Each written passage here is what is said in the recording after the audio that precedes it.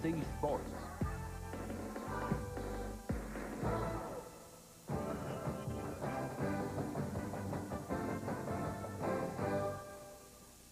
Hi, everyone, and welcome to this College Football Saturday on ABC. Coming right up will be Michigan State at Illinois and Washington against Stanford in regional action.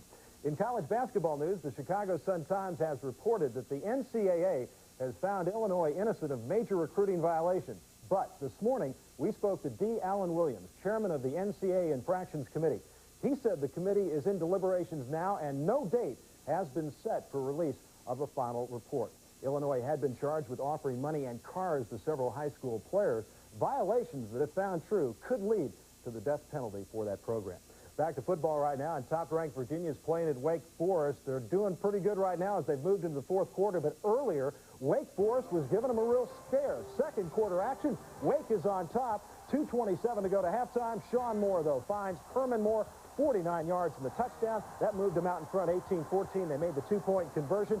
10 times this year, those two have hooked up 4 touchdown passes. And coming up in the Prudential halftime report, Beth Ruyak has the story on the Cavs' rise to the top of the poll. We'll be back with scores and highlights throughout the day. Now enjoy college football here on ABC.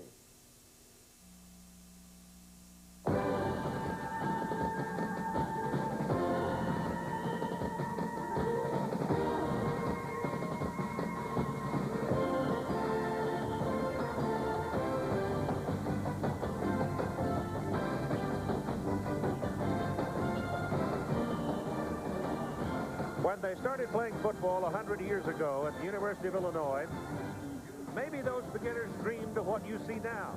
The great old stadium, opened in 1923, where Red Grange became a legend.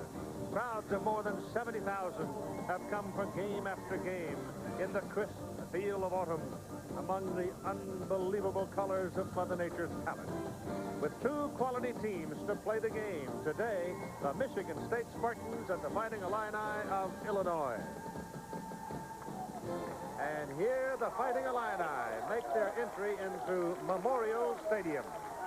4-1 on the season, 2-0 in the Big Ten.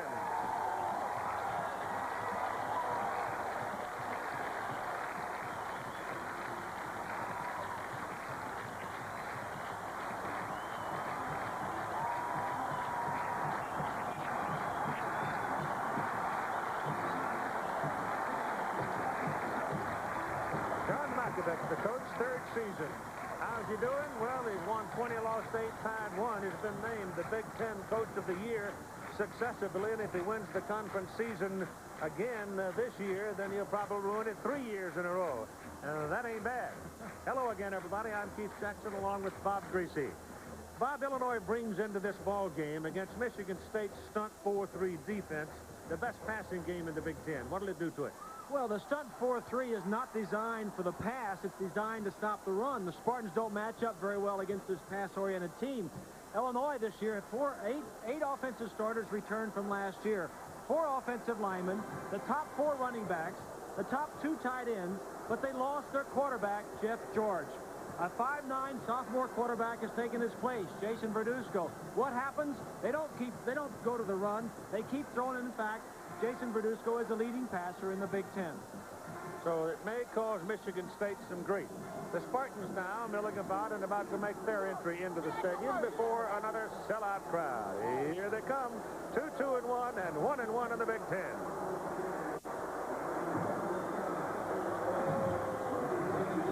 That conference loss was to Iowa. The win was that huge affair last Saturday over in Ann Arbor against Michigan. Coach George Perlis is in his 8th season with the Spartans, 48-35-4. A win here today, and the Spartans might very well start thinking about a wardrobe for Pasadena. But, Bob, can they possibly play at the same emotional level today they did last week? Well, it's going to be tough. That was a big rivalry last week on the road at Michigan. They seem to play better on the road than they do at home. Perlis is not an X's and O's guy. He's a motivator. He wants them physical. He says toughness wins games. X's and O's don't. This is their time of year. The last 3 years, they have won the last 5 games of this season, so this is their time of year. The series record between these two teams is not particularly pronounced because the series only started back in 1955. But I should tell you the home team has not won in this series since 1984. Looking at the Big Ten standings, you can readily see why this is a big ball game. Illinois unbeaten along with Iowa, though Iowa's in trouble over at Ann Arbor today. Minnesota's playing Indiana. So you can see Michigan State, if they win today, will have beaten probably the two toughest challengers in the Big Ten, Michigan and Illinois, on the road. This is homecoming weekend here at the Champaign-Urbana campus. And it's a particularly festive time in this part of the country. Players from the decade of the 60s have come back as the honored guests.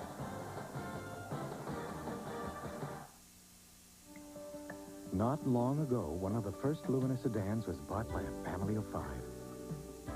They said they liked the gas mileage, all the room it had, and they liked the price. Since then, the Lumina sedan has quickly become the best-selling new car name in America. Apparently, a lot of people are winning with the heartbeat of America. That's today's Chevrolet. Now it's easy to win with a heartbeat. Dear Dad, you once told me that courage is putting your fear aside and doing your job. Here in the Army, I've learned what that really means. All that you can be. Better get on life in the Army. My very sensitive Laker brother, Lottie D-Box, just shaved off his beard with the new Schick Slim Twin Plus. How'd it go, Lottie? Now, Uncle Weather. How you like the new Aloe Comfort Strip? I'm no longer irritating. The new Slim Twin Plus with Aloe from Schick.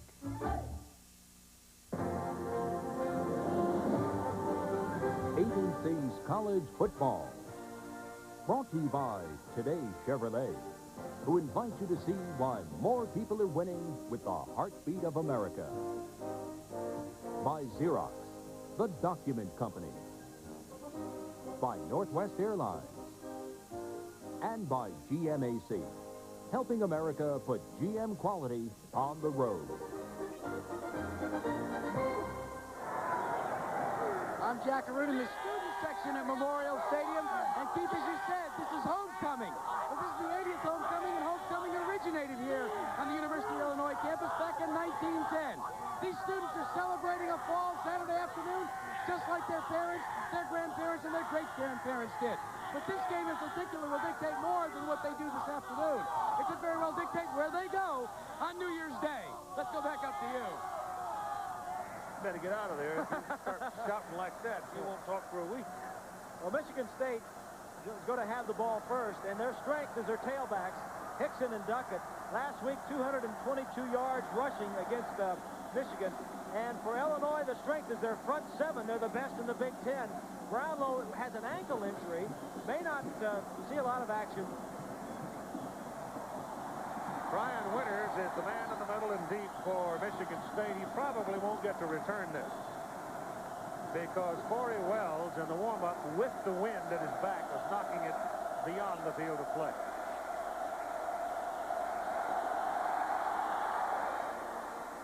It's a low liner out of bounds. So that'll back him up 5, and now Winters might have a... The wind is blowing right to left, and it's strong. Up to 25 miles an hour. It will be a factor. May not be blowing on the field in that particular location. You know, that's the top of the goalpost. But you get a ball up in the air, I'll guarantee you, it's going to help us. Well, before the ball game, watching the field goal kickers practicing kicking to our right, it was affecting the football in quite a bit. Back him up to the 30 now, and Corey Wells, 6'4", 205 freshman from Belleville, Illinois, will hit it again. Ryan Winters is a freshman from Toledo, Ohio, a wide receiver, very fast, number 82 back there for Michigan State in the white. Backing up. Nope. No return of this one. He's beyond the end zone. So that's how much the wind is affecting him. So Michigan State will begin things up at the 20-yard line. There is a penalty flag amidst the crowd down there. Dan Enos will start at quarterback. You can see the fifth-year seniors on the way toward wrapping up a brilliant career at quarterback for the Spartans. The rest of the backfield, we get a personal foul call. Gil Marchman is the referee. Don Thayer, the umpire. Jim Mullendore, the head linesman. Jim Keogh, the line judge. Bob Colburn, the field judge. Dick Honig, the side judge. And the back judge is Jimmy Sherlock. So that personal foul call goes against Illinois and moves the ball up to the 35. Personal foul on the kicking team. 1st and 10. The rest of the backfield for Michigan State. Pico Duckett will be the deep man. Rob Roy will be the fullback. Bradley and Politsky are the wide people. Throwing into the wind, you're not going to see the ball thrown much over 25 yards. I don't think anybody can get any accuracy out of it. We've had a couple of penalties already and no time off the clock as yet. And here's the first play of the ball game, and Duckett tries to bounce outside with it and can't get away from Mel Agee, who is in that outside rush linebacker position now, number 96, and he brought him down. So the series starts at the 35, and that pickup is for 2. The big people up front, and Eric Moten is playing on a very sore ankle, and the tenderness of it may dictate some relief for him this afternoon. Pearson, number 68, is going to be involved in an interesting matchup today. Hyland Hickson is in the backfield right now. He was the big star in the game over at Michigan last week, and he starts off running hard again. He picks up 3 yards on that carry through heavy traffic, and Quentin Parker finally locked him down. The defense has Sean Streeter-Mo Gardner and Mike Poletsky as the down people for Illinois. Mel Agee, Aaron Shelby starting today instead of Brownlow. Derek Brownlow has a very sore ankle. And the secondary, Henry Jones is oftentimes the star in that defensive secondary for Illinois. Enos on a roll. Pass is away. Pass is good. Pass is caught down near the Illinois 38-yard line by James Bradley. Take a look at it from behind the defense. Danny Enos continues to play well, especially on 3rd downs. Last week against Michigan, about 6 or 7 big 3rd down conversions, this time outside the pocket, and Bradley makes a good reception. Enos really playing well of late. Bill Hinkle came over to bump him, number 51, just remind him that he was in the neighborhood. Bouncing around. Hyland Hickson, 220-pounder. And I think the game that Hickson had, Bob, last week over at Ann Arbor has to give him a big dose of confidence. Well, there's no question. Hickson is a senior. Duckett, who plays in front of him, although I think they are both co-starters. Duckett is just a sophomore. Here's a look combined at what they did last week. And they were the key, and they are continuing to be the key for Perlis's Michigan State Ball Club. Duckett is back in at the tailback position, 7 yards back, so he's got some time to read after he gets the ball, and he reads well this time. Finds the hole for the first down to the 26-yard line of Illinois. So the Illini don't help themselves any by coming up with that foul on the opening kickoff after they kicked it out of bounds, and now they're getting shoved down the field. Well, key matchup, Keith, in the trenches. The center for Michigan State, Jeff Pearson, will get some help blocking Mo Gardner. Gardner, the outstanding All-American, the best nose tackle in college football. Tell you what, Lou Tepper, the defensive coordinator for Illinois, has seen enough. Sore ankle and all. Derek Brownlow's in the ballgame, number 48 at linebacker. Hickson into the line. And you know who's there? Brownlow. That's why he's in the ball game. Brownlow did not practice all week because of an ankle injury, and it's Tepper's policy, the defensive coordinator, that if a guy doesn't practice on Tuesday or Wednesday, that he doesn't start the ball game. It just remains to be seen how far Brownlow can go in this ball game. Tony Rollins is in the ball game now.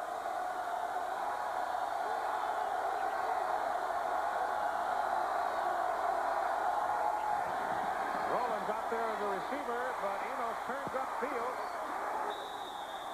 Takes a pretty good lick. He may not get up. Derek Brownlow nailed him with Quentin Parker. And Enos really took a lick into the rib cage from Brownlow.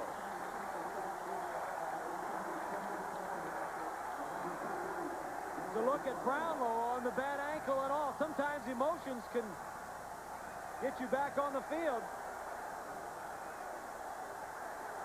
Yeah, he got him right in the back. Could be the air knocked out of him, the wind. Timeout.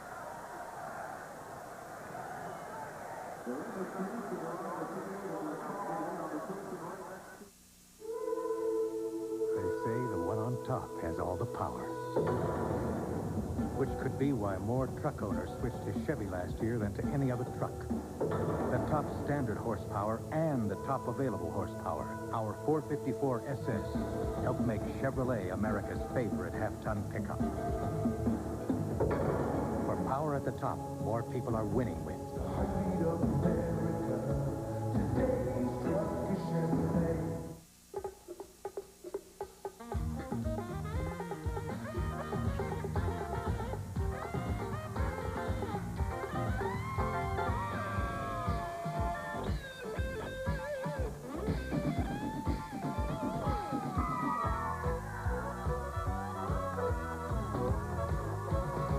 For live in-concert performance, Optimus. Available at Radio Shack, America's technology store. This lady came in the other day.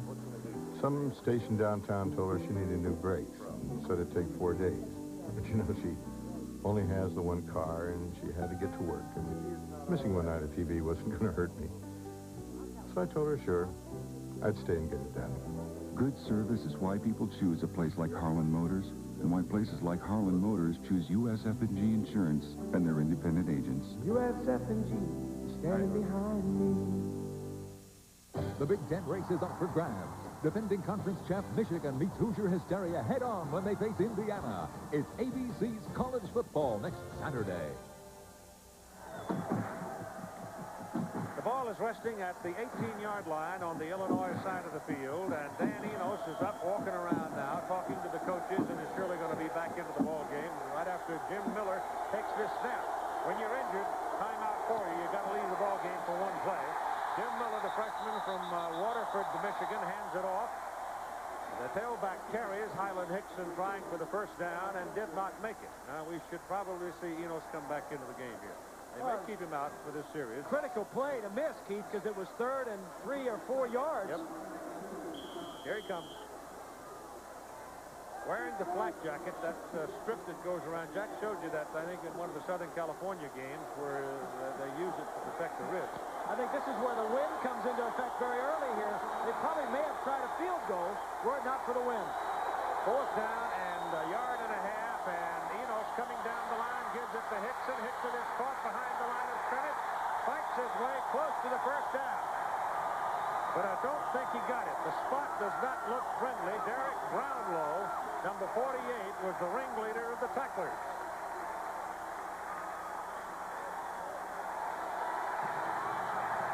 An option. Michigan State doesn't run many of these. You can tell how badly they wanted the first down if Enos just coming back from injury. And the swarming defense of the Illini turns the ball over. Brownlow was right there. Agee had a hold of the quarterback. Brownlow came in and turned Hickson back inside, and the Illini defense have held.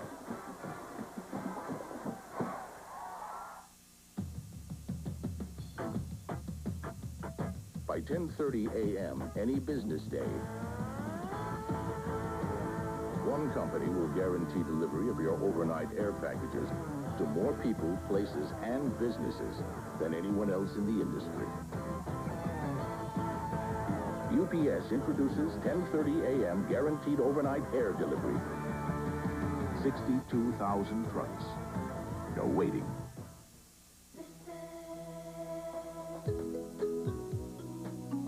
Every day that goes by, one of the roomiest, lowest price, and most popular V6 coupes in America is Chevy Beretta.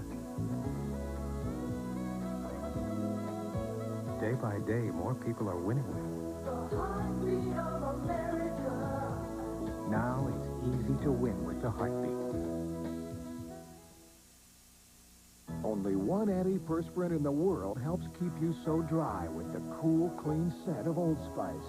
Only one deodorant in the world has so many odor-fighting ingredients with the cool, clean scent of Old Spice. There's only one Old Spice. Better get your Air Jordan Flight Club calendar from Wheaties. From the box, Jock.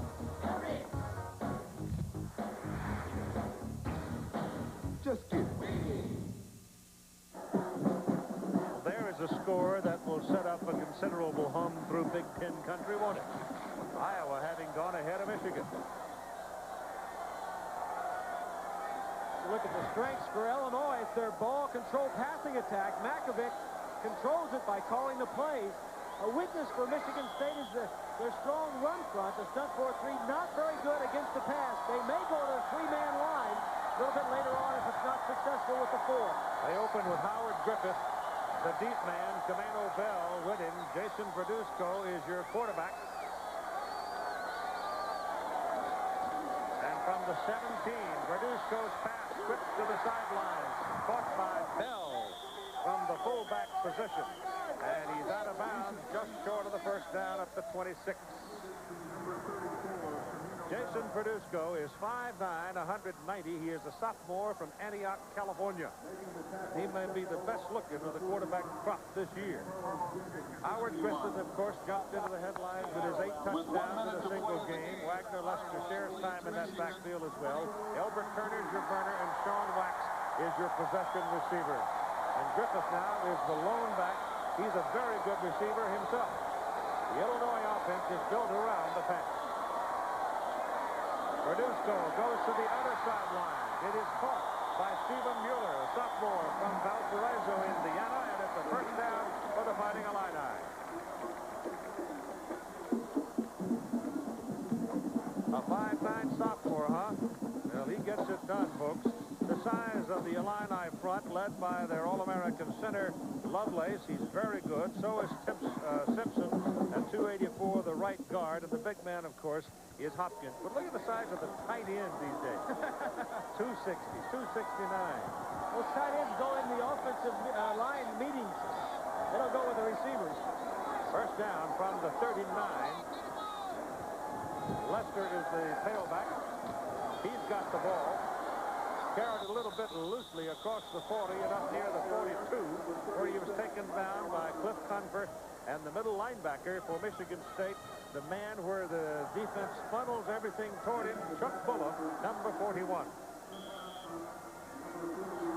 Confer, Wilson, Reese, and Johnson, with Wilson and Johnson the big people in that defense in front. Jenkins, Bullough, and Nixon Edwards, and they're all good at that position.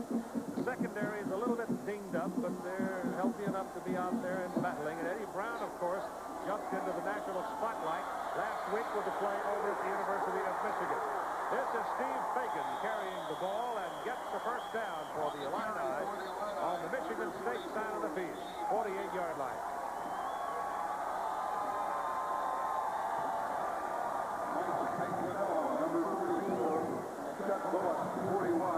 Making the stop.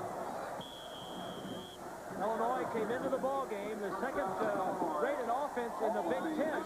They were first ranked in the pass, and sixth with the run. They used the pass to set up the running game. Kameno Bell is the lone back now. That says pass as Verduzco lets it fly, and it's a little bit high. Pass intended for Elbert Turner, number 8. Turner is a 165-pounder, junior from Gary, Indiana, track man.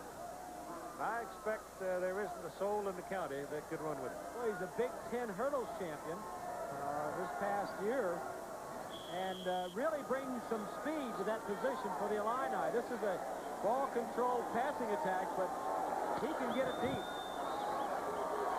Second down and 10, Illinois at the Michigan State 48.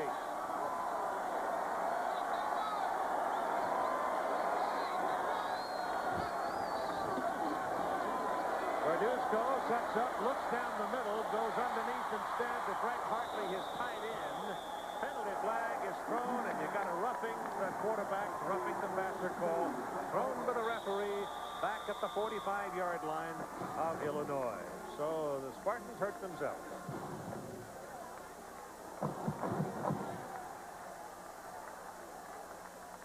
Meantime, Hartley is down. He had a concussion last week in the Purdue ball game, and he was holding a leg, it seemed, when he started to get up. I'll not try to guess as to what the problem is. But here's the penalty right here.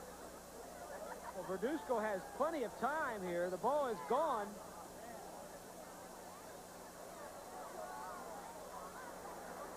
I mean, that's silly.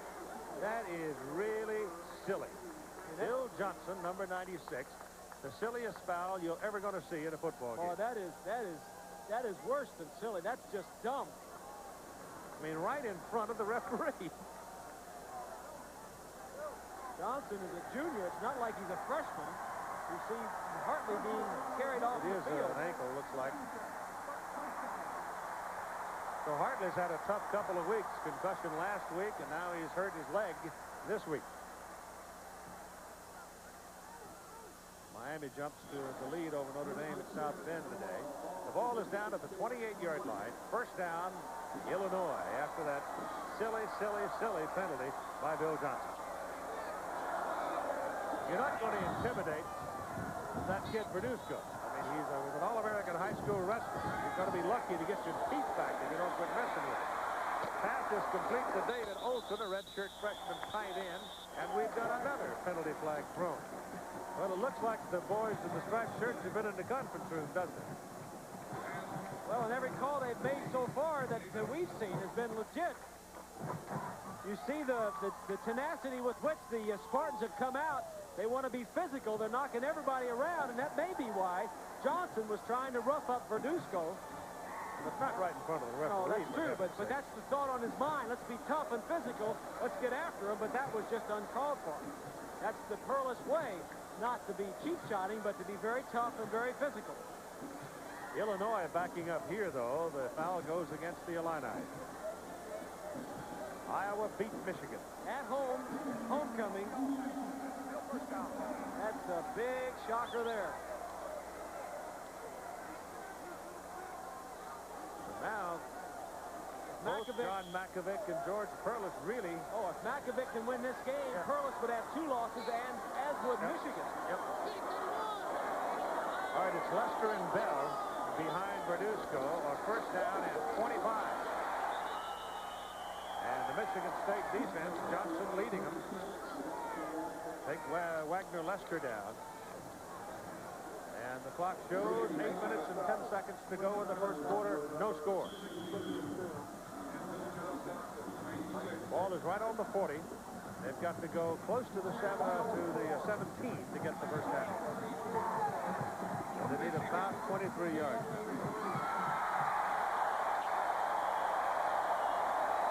But Hayden Fry and those Hawkeyes.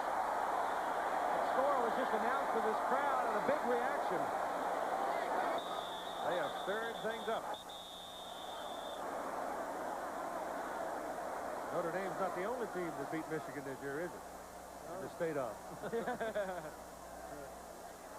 The Illini blow another 5 yards on too much time.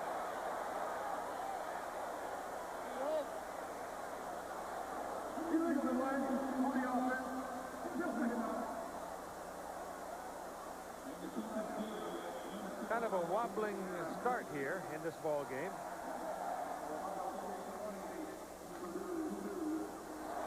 Ball is now back at the 45. They need about 28.5 yards. This is Darren Boyer inside the 40 to the 38. 26, the ball carrier. It's going to be third down and very long. With the wind, however, Elbert Turner, the burner, becomes a factor. Here's a look at Chuck Bull in the center of that defense for Michigan State. That time they went to a 3-man line. We mentioned a little bit earlier. They may take a lineman out, put in a 5th defensive back, play him an outside linebacker to stop some of the short passes. Bull would be in there no matter what the situation. All right, Verduzco drops. He lets it go, and it is incomplete, intended for Sean Wax. Turner was going right down the middle of the field on just a straightaway post, and Wax turned it inside, and we've got an Illinois man shaken up. It is Jason Verduzco, the quarterback. This is a deep square end. Usually takes a little longer to throw. Defensive man just rolls into him. That's Johnson again, number 96. So timeout here for Jason Verduzco. When I started this company, the very first thing I did was make my employees owners. It's real simple. Owners sweat every detail. When I do business, I want to work with people who care as much as I do. That's why I rent cars from Avis. Avis is the only major rent-a-car company owned by its employees, and they're trying harder with a 49-step quality control program to give you a well-maintained car. Nobody works like an owner. Nobody cares like an owner. With great service and low rates at Avis, we're trying harder than ever.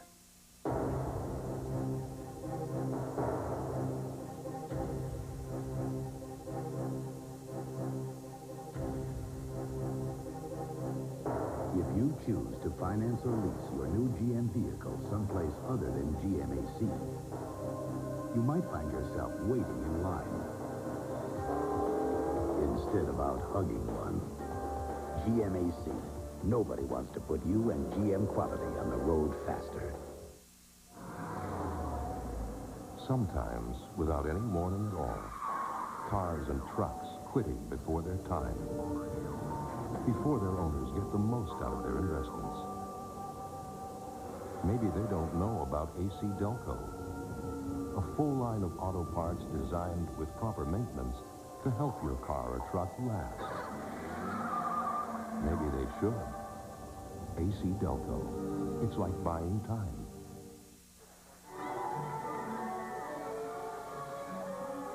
Illinois homecoming of 1990. Jim Grabowski, starting fullback on the Illini Rose Bowl team of '64, is one of the homeschool broadcasters here at Illinois. As Jason Verduzco has made his way off the field now and has gone to the bench. He was assisted by two people, and he was obviously shaken after Bill Johnson had rolled into him. We're going to get a field goal try by Doug Higgins of 55 yards. The wind's got the ball, and it's good.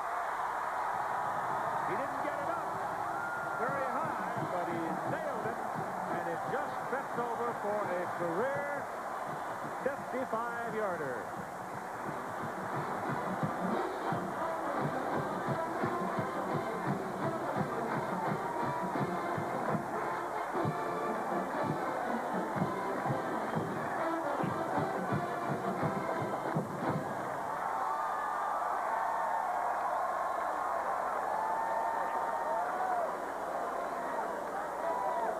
Higgins is just a walk-on. He's now in his fourth year. He's a senior. He's on scholarship now, but he came here as a walk-on. The big kick lifts the Illini.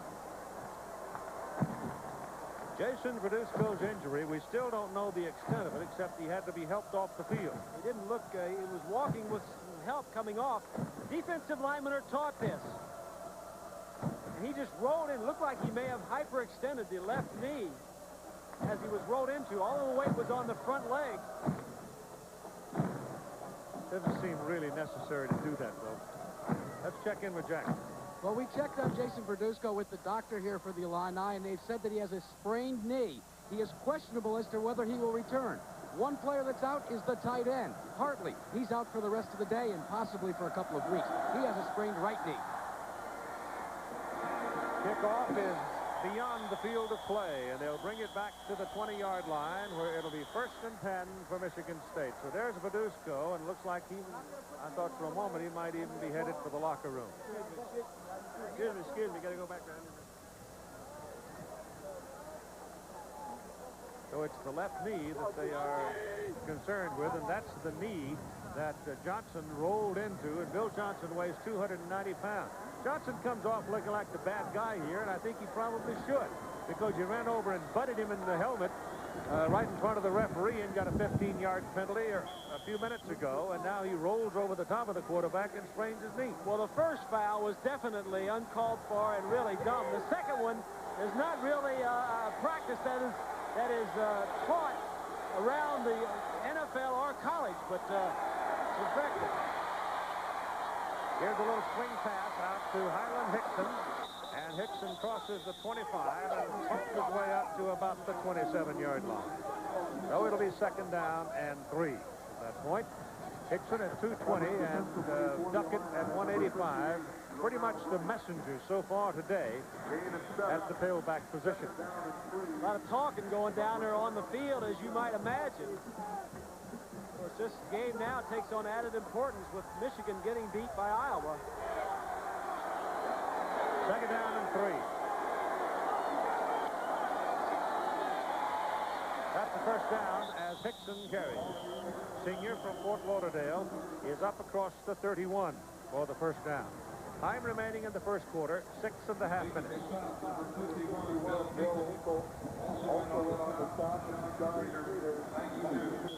No, we have not called Mo Gardner's name yet in the ball game because Jeff Pearson, the center, perhaps with some help on some of the plays, is handling it now, so far. Pico Duckett, the tailback. Enos rolls it out. Almost intercepted. Almost picked off by Romero Price, the senior from New Orleans, number 58.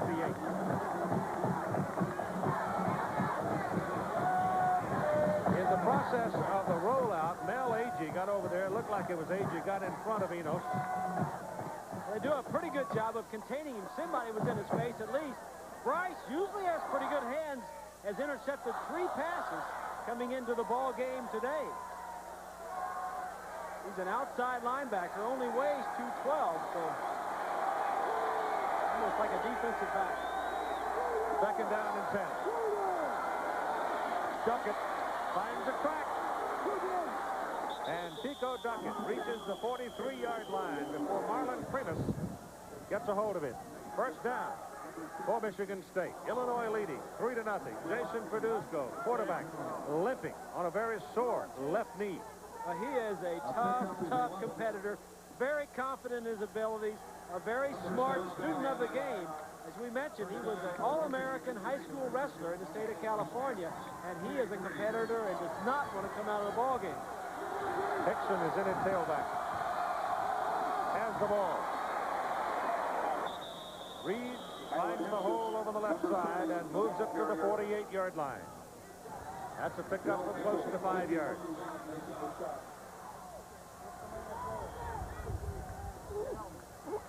Meantime, Verduzco continues walking up and down the sideline, trying to shake off the effects of the injury. We'd like to welcome to the ABC family of affiliates, Channel 53 from Lansing, Michigan, WJAJ-TV. Welcome indeed. This is Hickson carrying the ball, 2 yards to the 50, and that'll do it.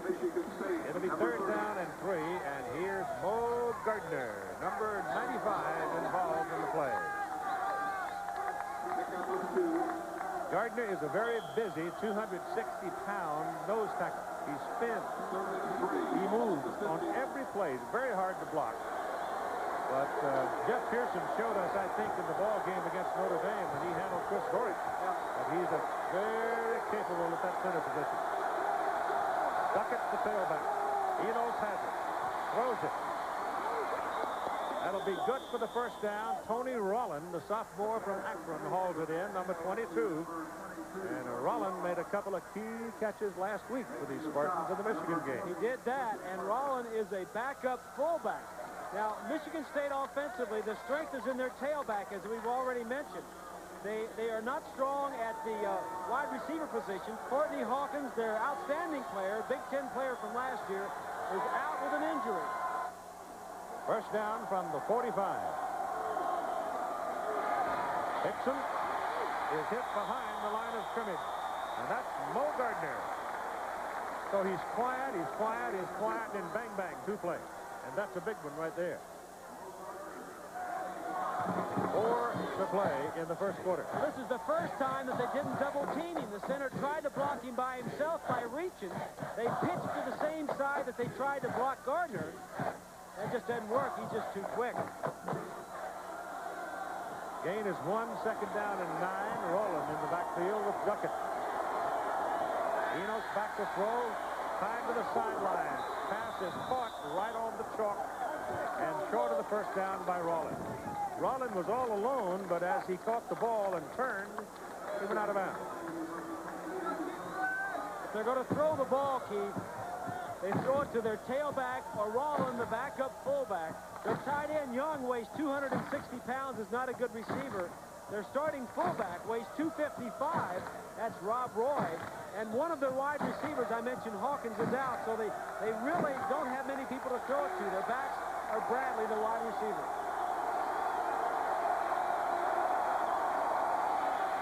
That's Duckett for the first down. So I think what's going on here for Michigan State is that Duckett and Hickson are feeding off each other. I mean, they're alternating, and one goes and gets 6, the other one tries to go get 7. This is the same thing they did last week against Michigan, and this is their strength. This is the way they have to win the ball game. That's Produsco trying to shake off the knee injury. Well, the plus about that knee injury is it's his left that's been banged up. He doesn't plant or push off of the back knee. This is Hickson. He's a tough guy. They finally put him down at the 23-yard line. He is a tough guy. You mentioned he's only 5'10", actually 5'9", 210 pounds, so he's stockier than Duckett. Duckett to this point has gained 30 yards and Hickson 29. Hickson is a little taller and a little leaner and is the speed merchant of the two. Rob Roy checks back into the backfield now for Michigan State. They've got a grinder going. Second down, 4. This is Duckett. See that quickness? He bounces outside, gets the first down. Henry Jones forced him out of bounds. Duckett has the speed to get outside. He's a slasher.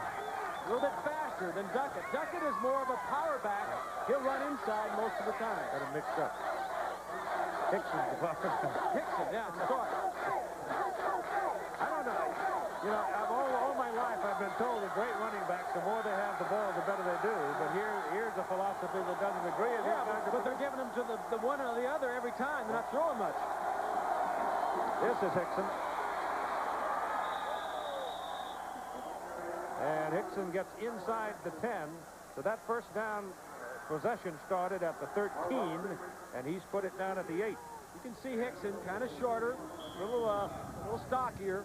He is the power runner. He'll be running inside most of the time, whereas before, 35 was Duckett. He'll be running the wide plays a lot. This is the 14th play in this possession. Typical George Perlis possession. He loves this kind of football. This is Hickson. And he reaches the 5. Carry for Michigan State, number 30, Hyland Hickson. He really didn't get a friendly spot on it. They marked him about a half a yard short of the 5.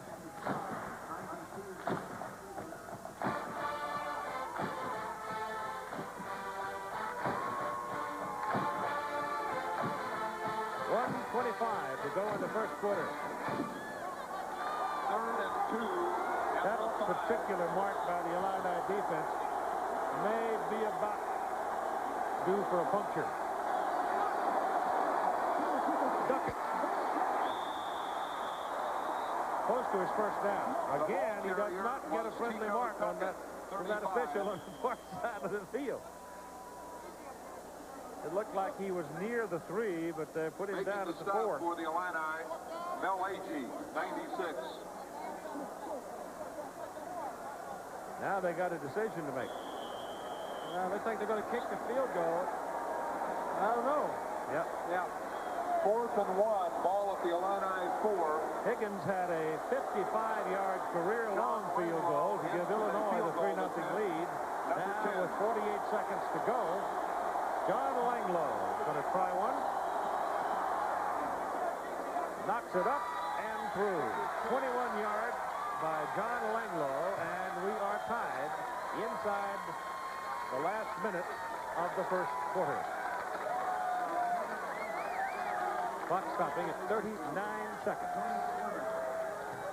So as they move the ball from down to the first down at the 13, but from the 13 in, the real estate got pretty crowded.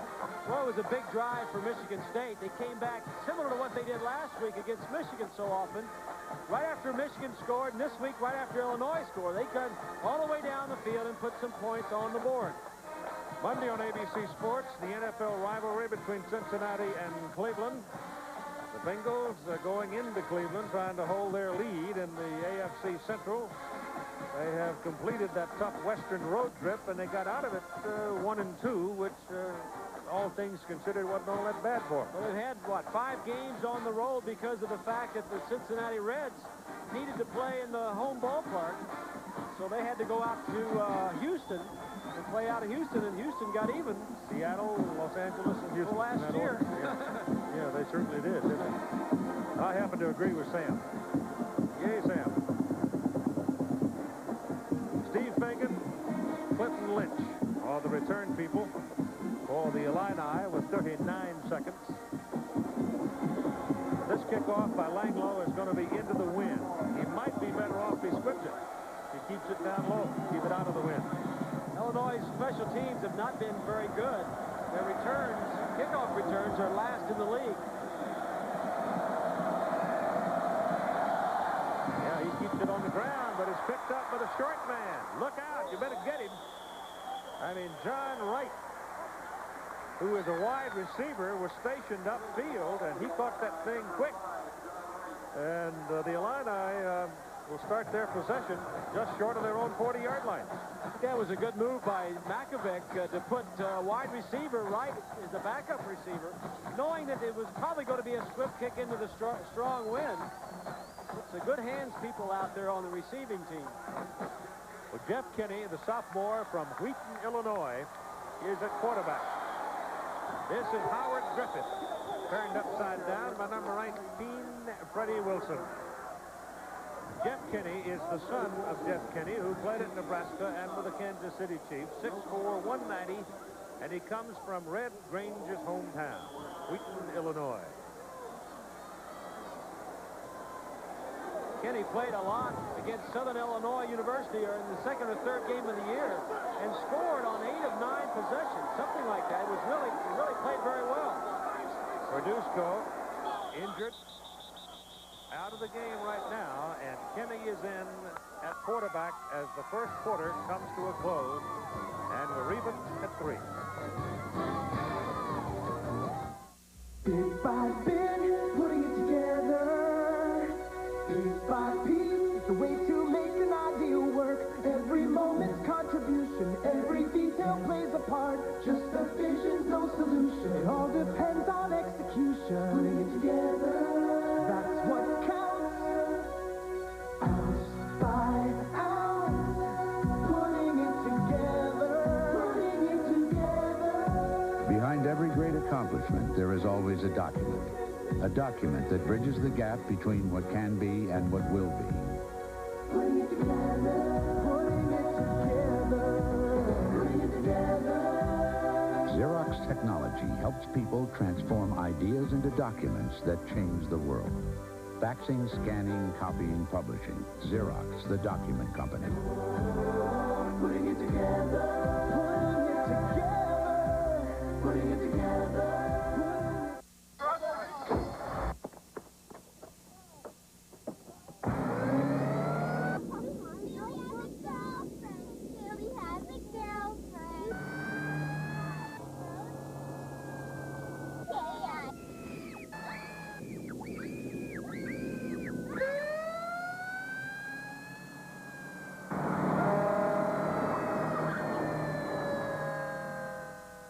Napa, because there are no unimportant parts. 160 horses.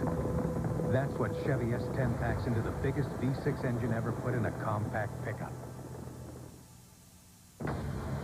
Enough power to help switch more truck owners to Chevy last year than to any other truck. The move to Chevy power is becoming a stampede. More people are winning with The heartbeat of America. Today's truck is Chevrolet.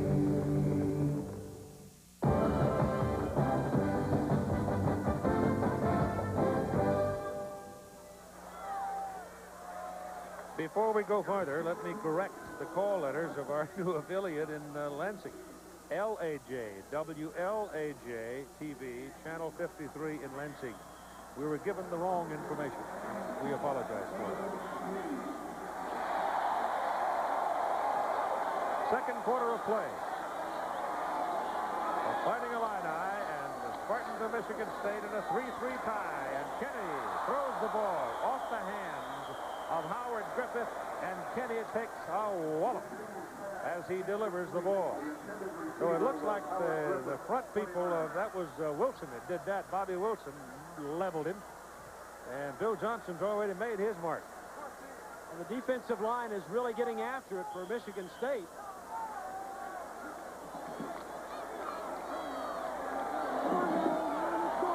Third down.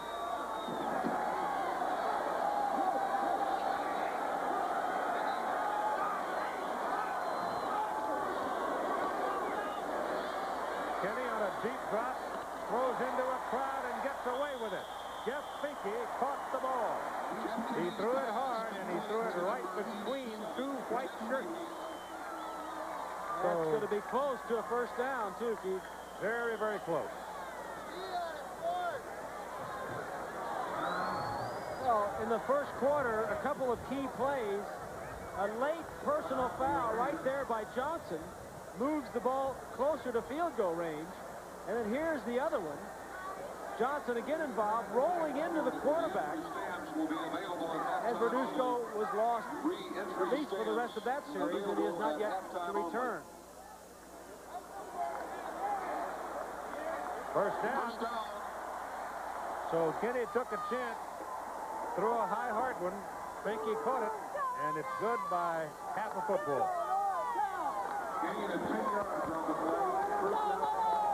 Darren Boyer checks into the backfield now for Illinois, along with Howard Griffith.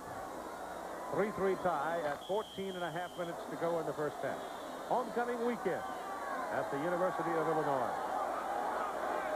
Call it midfield.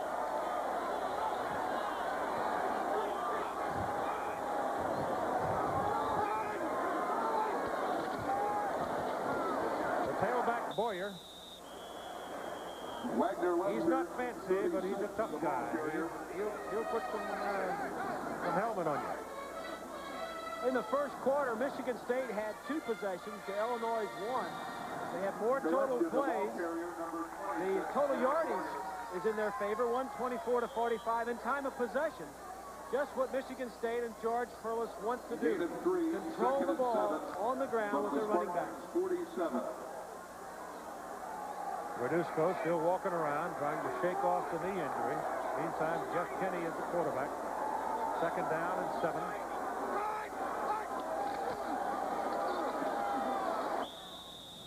Griffith just over the 45 of Michigan State.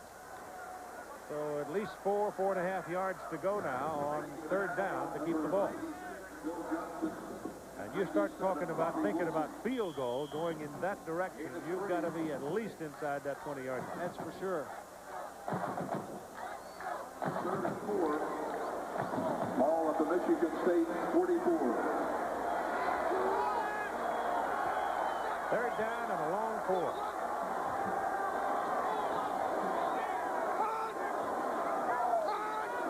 Fumble.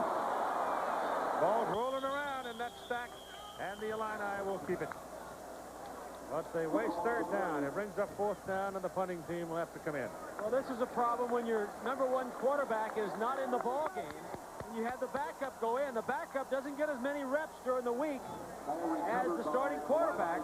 That time, Kenny, #7, the quarterback just wasn't ready for it. He probably forgot the snap count. The ball came up, and he wasn't ready for it. Corey Wells will do the punting, and Brian Winters is deep to receive it for Michigan State. Low snap, pressure coming, gets it out of there. Not a particularly good kick, obviously, without spin. It isn't going to go very far in the wind. 16 yards. And Michigan State will possess it at their own 30.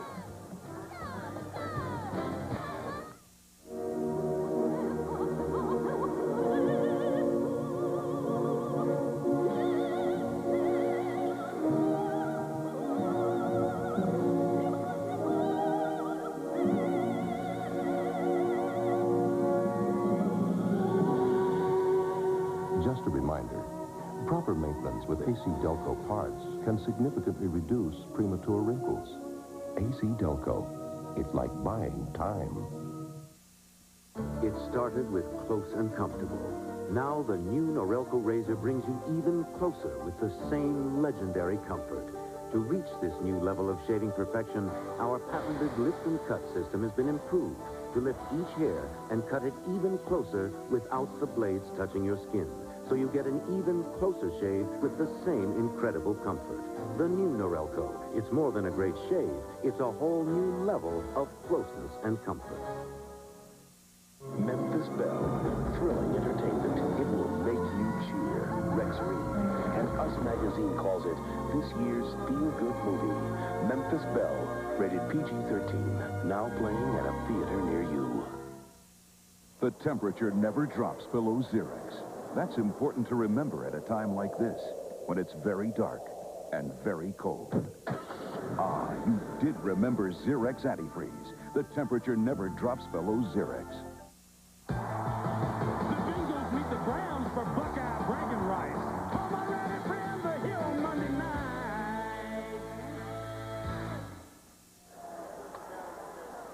Verduzco has been warming up, testing his mobility, and knowing him, I expect he's going to go back to the coach and say, I can go. But the doctor will have the final say. Pico Duckett is the tailback now. Or if you like, the single back for Michigan State. Penalty flag flies from the linesman as Duckett turns upfield across the 30 to the 32. In the first quarter of play, Michigan State possessed the ball 10 minutes and 25 seconds to, in fact, up to this particular point, excepting that last play. It's 10:25 to 7:15. Big edge, Spartans. They pick up the flag. No foul. It's all right. I like that. I mean, if you drop the flag, or if you throw it and then you see no, it wasn't a foul, pick it up. It's all right. The officials have been getting a lot of attention this year around the country. Deservedly so. Unfortunately, yes. Duckett, the tailback. Enos rolls it out. Then he gets it off. Intercepted by Henry Jones. And Jones is down at the Michigan State 30.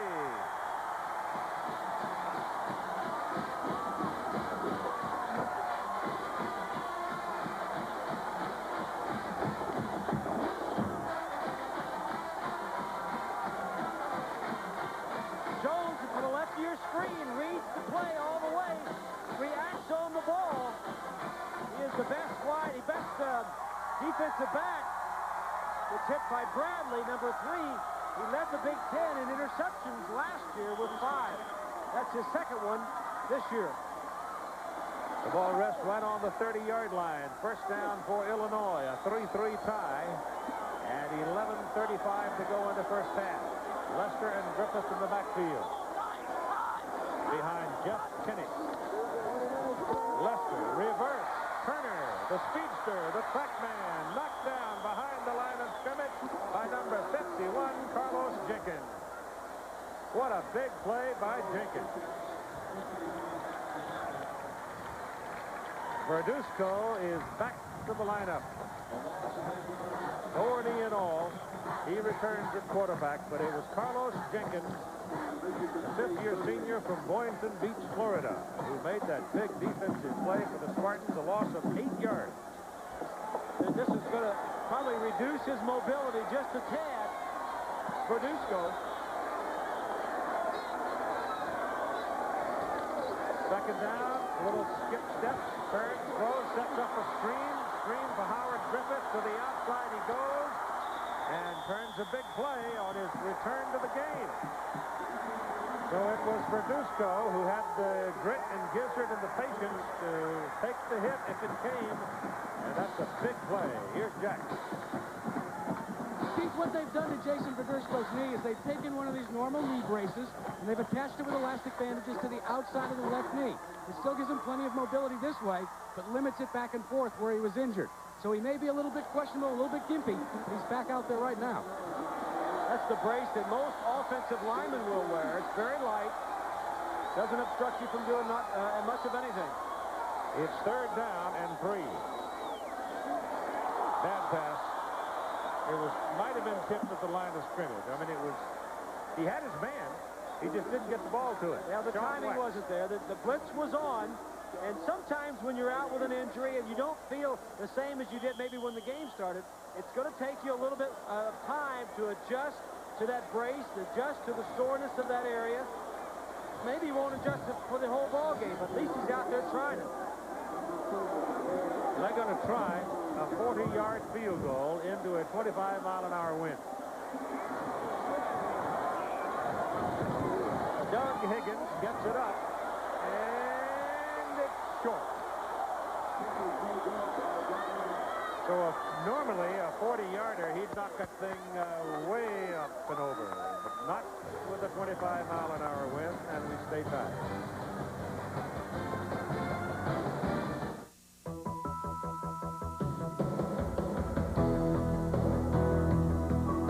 The day you bring home your first new car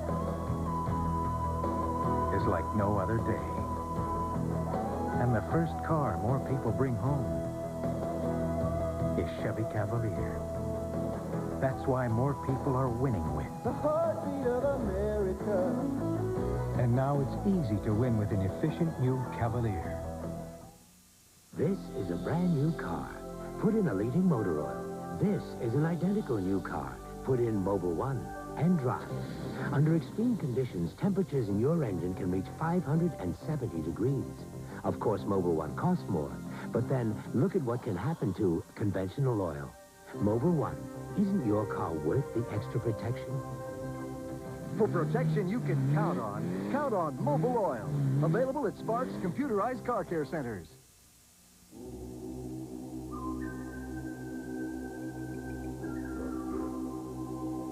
Here's something for all you truck drivers to think about. There's an oil made special for trucks.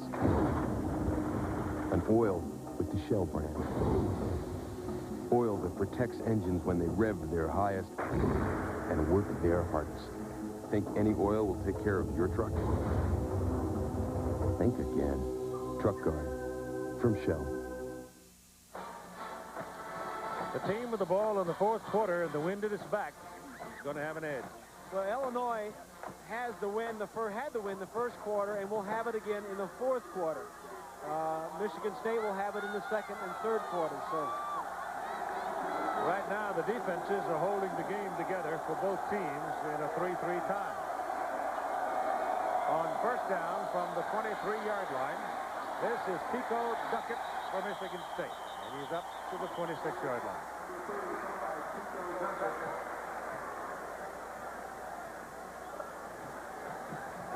Look at Henry Jones, who intercepted Enos' pass to stop that last drive. He was an all-Big Ten player last year, and the Illini lead the Big Ten in pass defense this year, and were 2nd overall last year against the pass in the NCAA. So their pass defense has been very, very good. This is Duckett weaving through the traffic and picking up the Michigan State first down at the 36-yard line.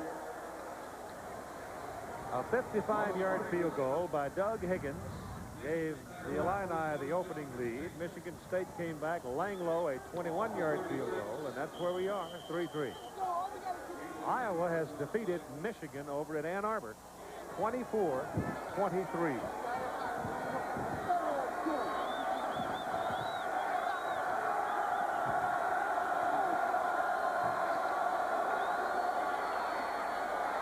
This time there isn't any room for Duckett, and the Illini handle him.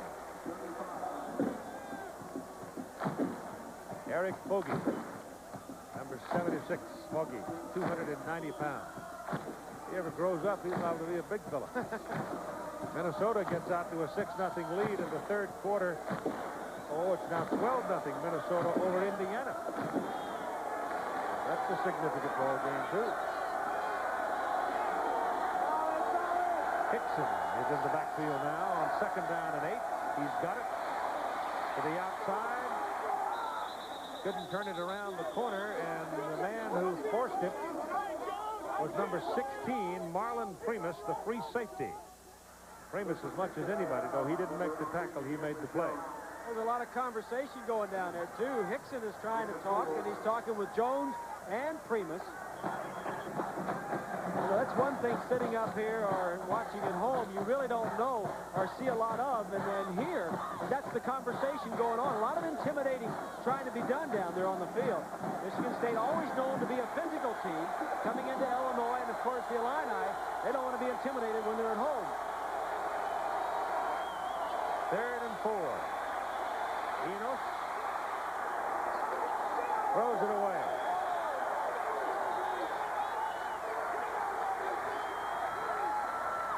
He was getting some heat. And he held on to Poloski, had him all the way into the sideline. And Danny didn't throw the ball until he reached the sideline. Illinois defensively, Tepper, the coordinator, doing a good job of containing Enos to Michigan State. They're trying to do the same thing this week they did last week against Michigan. And this week it's been a little bit tougher. Watch this punt. Now, if he hits it, Josh Butland weighs about 250 pounds. If he hits it, he's liable to knock it completely out of the stadium. The wind's at his back. Oh, he gets a bad snap. Well, he hit it anyway. 58 yards to the goal line. He hit it about another 6. And he really didn't hit it solid.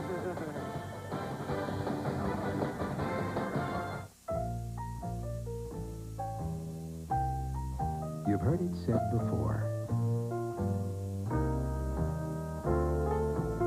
It's not just what you say. It's how you say it. LaserJet printers from Hewlett-Packard. They'll get you noticed.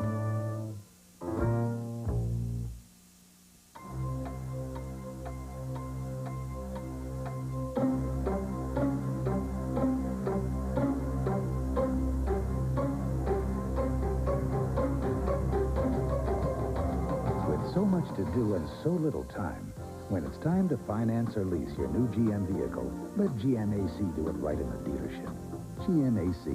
Nobody wants to put you and GM quality on the road faster. So you'll have time for more important things. The time has come for a new kind of full-size luxury. The 1991 Chevrolet Caprice. The most spacious Caprice of all time. A quiet place where 6 adults can enjoy standards of luxury they won't find in many more expensive cars. The time has come for Chevrolet Caprice. Now it's easy to win with the heartbeat. Pep rally last night. Some 3,500 or so folks at the Assembly Hall. But I must have been 3 times that many out with a parade and everything right through the campus. It's been a very festive weekend here at the University of Illinois. So from the 20-yard line, here comes Illinois.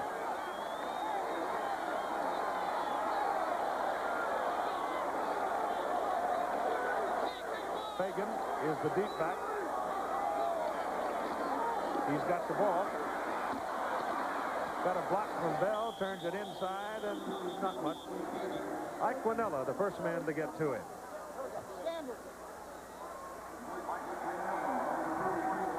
Three-yard pickup.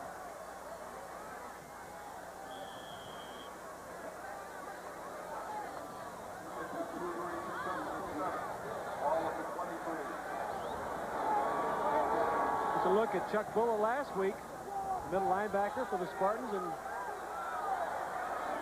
we asked him, he's bleeding. Wasn't bleeding last night we talked to him. Oh, that's a wounded goose that works. Sean Wax goes up and makes the reception. I'll say that one more time. Sean Wax goes up and makes the reception. Because that thing was fluttering around like a feather in the wind. Oh, it was into the wind, you're right. Here's Wax here. He's going to run inside the corner, and out here, he's got to throw it over the defensive back at the bottom of your screen. This is not an easy throw, especially into the wind. Barely gets it in there. Nice throw by Verduzco. Dell and Fagan lined up behind Jason Verduzco, playing with a brace on his left knee. Having been injured in the first quarter, penalty flag is down. That pass is thrown high, but Mueller goes up and gets it. Let's see about the flag. It came out of referee's bucket. The back wasn't set. He was shifting out of the I formation, and the back just was not set. Gil Marchman, your referee.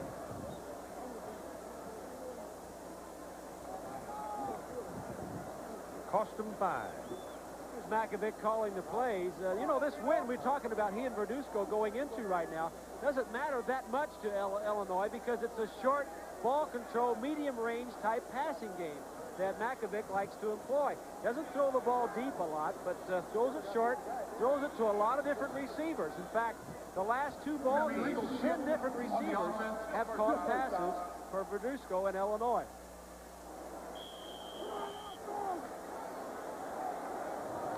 The offensive philosophy of Illinois is really and truly the perfect antidote for the Michigan State defense. Big play by Howard Griffith. That's a tough run. First down, Illinois. Michigan State 43-yard line. Howard's going to need the oxygen bottle after that one. Well, we talked about a key in this ballgame was Bulla trying to make the plays at linebacker. This time he gets overrun, misses the tackle right there. One of the linemen pushed him past the hole, and Griffith, just with some good, tough running, straight up from him. He ran right over Alan Heller. Yes, he did. Here he goes again.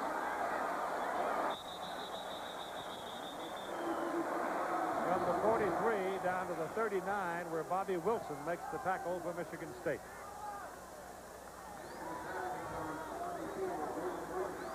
Howard Griffith, you know, it's get to halftime. Here's what's coming up at halftime. But first was Virginia, the marching band, and the play of the week. Second down and 6.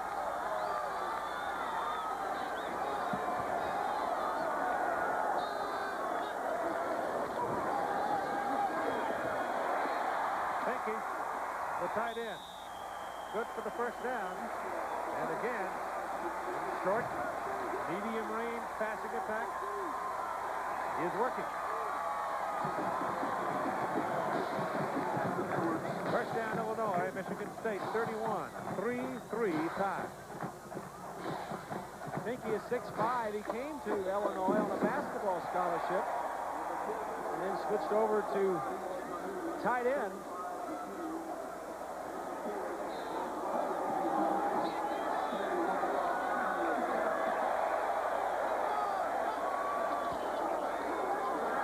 There goes Griffith. And he's pushed out of bounds by Chuck Woolen, that middle linebacker.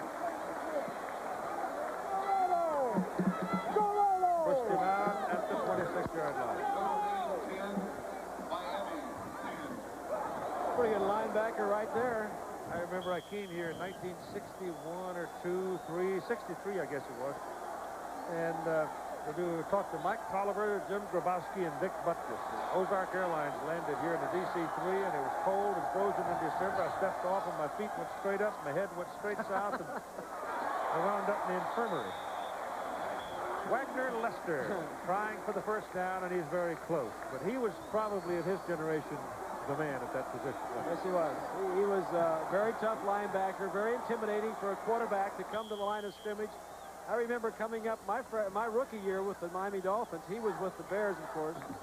Coming to the line of scrimmage several times. It actually caused me to line up under the wrong guy at the line of scrimmage. I was worried so much about where he was. I lined up behind my guard once or twice. It'll be third down at the short yard. You got a timeout call by Illinois with 5 minutes and 13 seconds to go in the first half. And we're still tied at 3. Hey, Hey, America! Send in your funniest or most amazing tapes and have a chance at winning cash and prizes totaling $15,000. Turn on America's Funniest Home Videos for full details. Then the laughs continue on America's Funniest People Sunday. The Big Ten race is up for grabs. Defending conference champ Michigan meets Hoosier hysteria head-on when they face Indiana. It's ABC's college football next Saturday.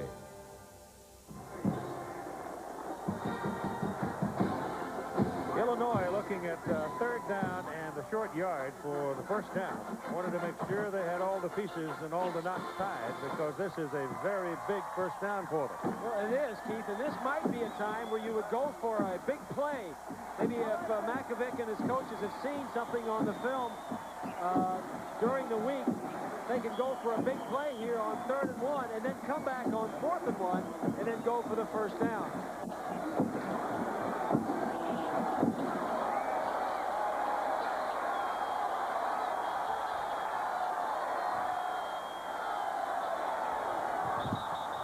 There's contact. Wilson is claiming it was Illinois that moved.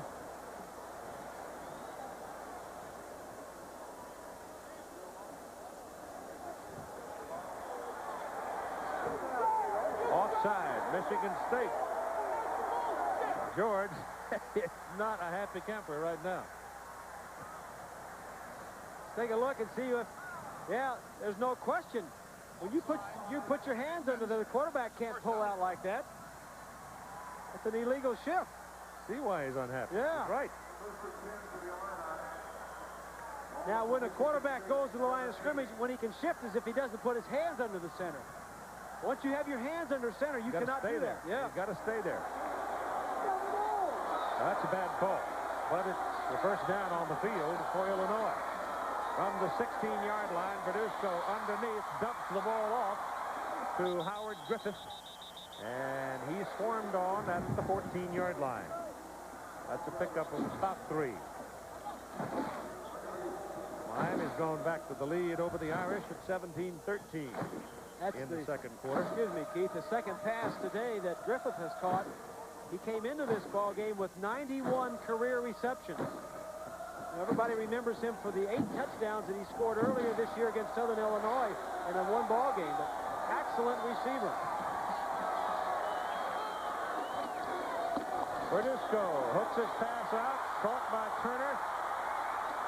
And he is tackled by Eddie Brown. So 8's taken down by 8 here.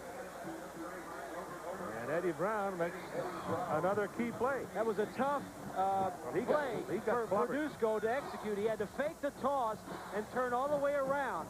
You can see the toughness of this young kid right here, 5'9", just a sophomore. Tough competitor, does not want to come out. He got run over just about the time he threw it, too.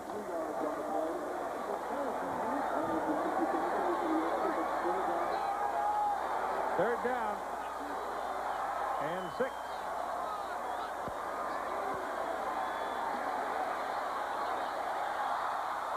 Incomplete and then almost intercepted. So it stays incomplete. And it'll bring up 4th down, and that'll get Higgins into the ball game. There's going to have to be a point in time where Mackovic decides whether or not to leave Verduzco in when you're injured or partially injured, trying to play, or put in a healthy quarterback and see if you can get the production that way. This will be a 28-yard field goal try.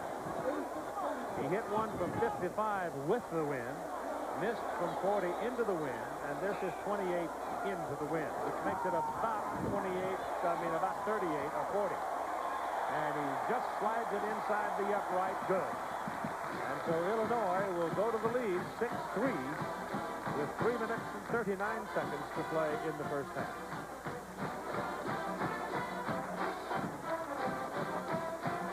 Push-ups underway by the Illini cheerleaders down in the end zone, and let's spend a moment at the Michigan State campus.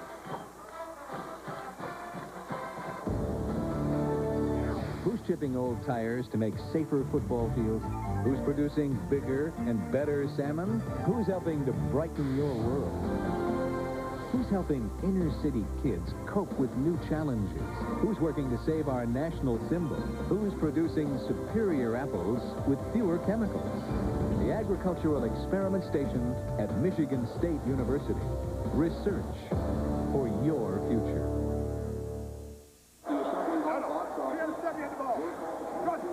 Well, there's a look at the two coaches. George Perlis arguing that late call, but he's not an X's and O's guy. He's a tough guy. He says if you're tough, you win. You win. Makovic, on the other hand, former quarterback, likes to play golf, does like the X's and O's. Very clever guy. Perlis, a blue-collar guy, sweat jacket, little pudgy. Makovic, on the other hand, is a formations guy, likes motion. Jacket and tie, always neat. Perlis likes to play the smash mouth football, and Makovic likes the finesse. Contrast in coaches.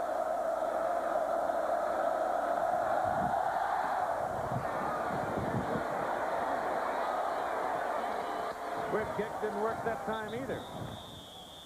They get possession up around the 35-yard line. Here's Jack Arute. Keith, as you said, the decades of the 60s, the football players from that era here, well, some of the coaches are as well. Pete Elliott from 1960 to 1966 called the shots here for the Illini. And what a great game you had in the Rose Bowl in 1964. Greatest moment I've ever had as a coach, and fun for all these guys that are here. We've had a tremendous turnout of most of the players.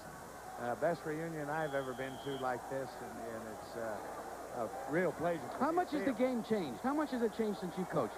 Less than most people want to make it. The rules have changed to allow you to do things, and players are bigger, but it's not that much change. Keith? Good to see Pete. Hall of Fame up in Kent. Just tremendous color. Ball is up. Outstanding job. Yeah, he does, doesn't he? Don't ever get on the golf course with that rascal. That's for sure. I tell you, you won't go home with your shoes. Uh-huh. Ball is at the 42-yard line. Duckett and Hickson today. Duckett has 63 yards. Hickson has 41 yards. It is now 2nd down and 3.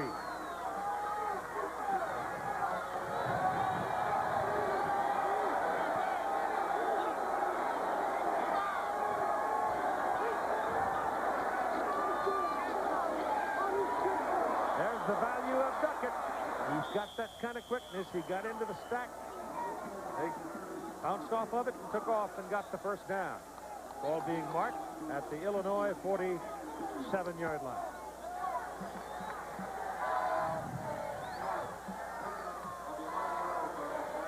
Time remaining, 2 minutes and 45 seconds.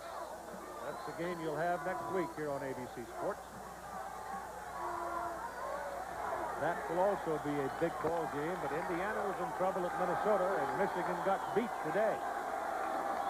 Depending on how this one comes out here, the winner of this ball game may be in the driver's seat with the Iowa Hawkeyes now becoming a very important personality in this whole thing. Hyland Hickson, number 30, carrying the ball and getting about 5 yards.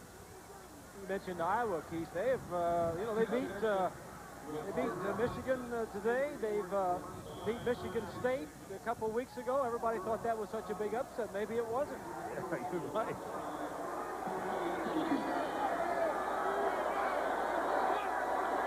Duckett. Pico hit behind the line of scrimmage, or right on the line of scrimmage, and taken down in a good jarring tackle. Number 95 did the work. Mr. Mo Gardner. Here's Gardner right here. You see, now watch the two guys as they double team him, straight blocking along the front. Double team, he turns, spins around, and gets a piece of it. That's his asset, is his quickness. He doesn't weigh a lot for a nose tackle, only 258. But he is very quick, spins out of double team. Now you got Duckett and Hickson both back there as Enos picks off up the middle and fumbles the football. And Illinois has it. Looked like it was Bryce that got it.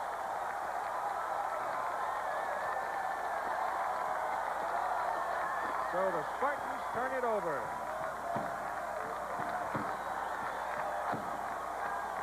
Take a look at Enos.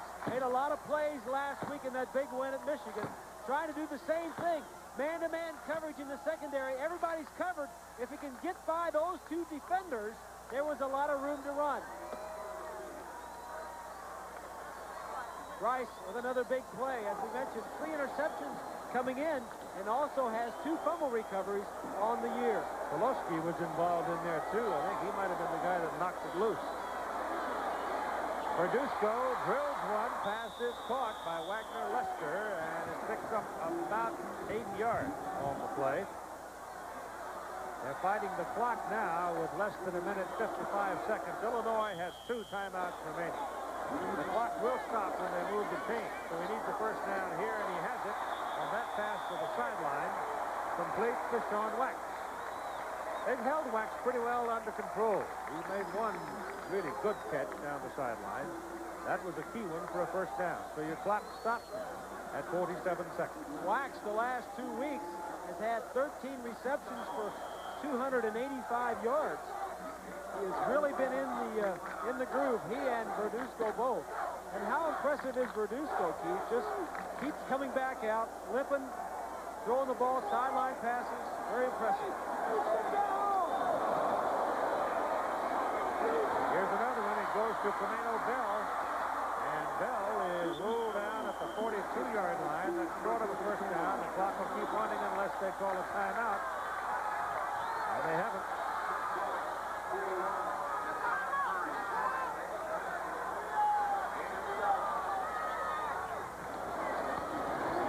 That's a penalty flag. The ball is thrown out of bounds. And Verduzco was taken down. But the man upfield in the defensive secondary, the official threw the flag. Side yard.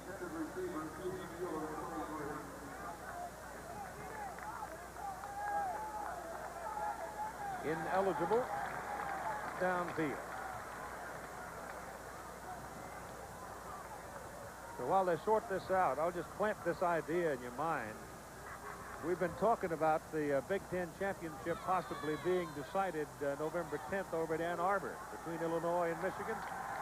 No, it may be decided right here against, as Iowa comes into play, Illinois, November 3rd.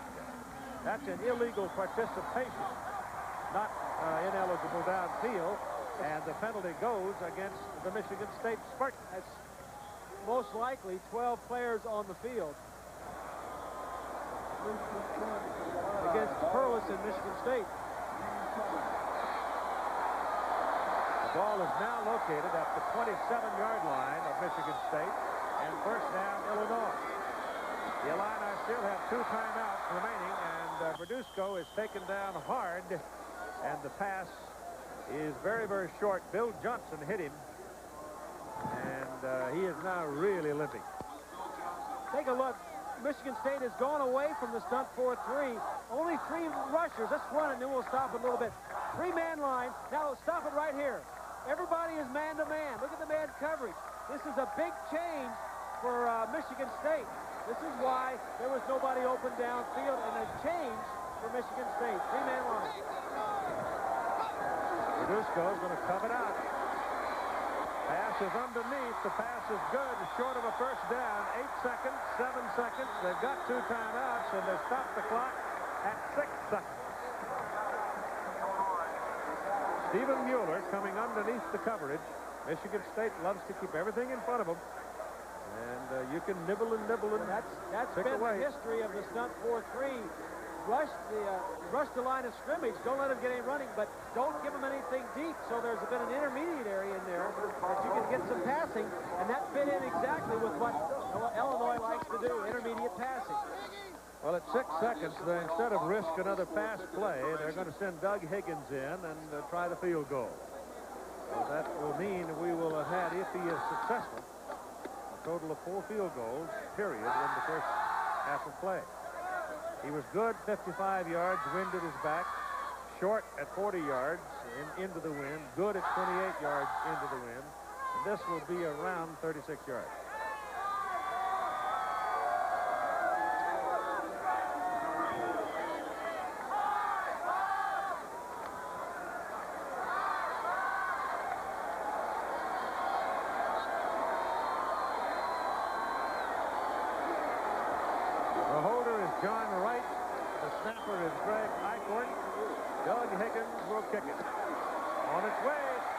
a leg on it.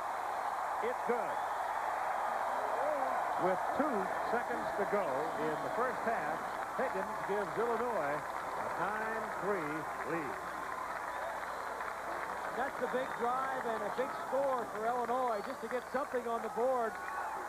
The momentum going in at halftime.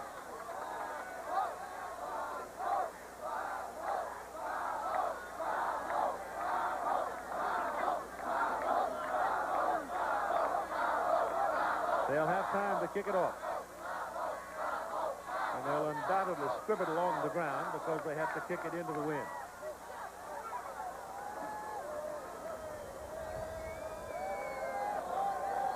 You know, the wind, Keith, certainly plays a factor in this ball game, but I think the fact that we've had 4 field goals is not completely caused by the wind. There's 2 pretty good defenses out on this football field. And Illinois came in number 2 in the Big Ten, and Michigan State number 4. John Mackovic said that yesterday. He said if our offenses, either one, don't really get cranked up, the defenses will wind up completely dominating the ballgame. And the wind is going to hurt the offense. It's going to help defenses. That's a good low-line drive squib kick all the way back to the 8-yard line for Brian Winters. He's still bouncing around. Now he's going to run out of, he ran out of friends.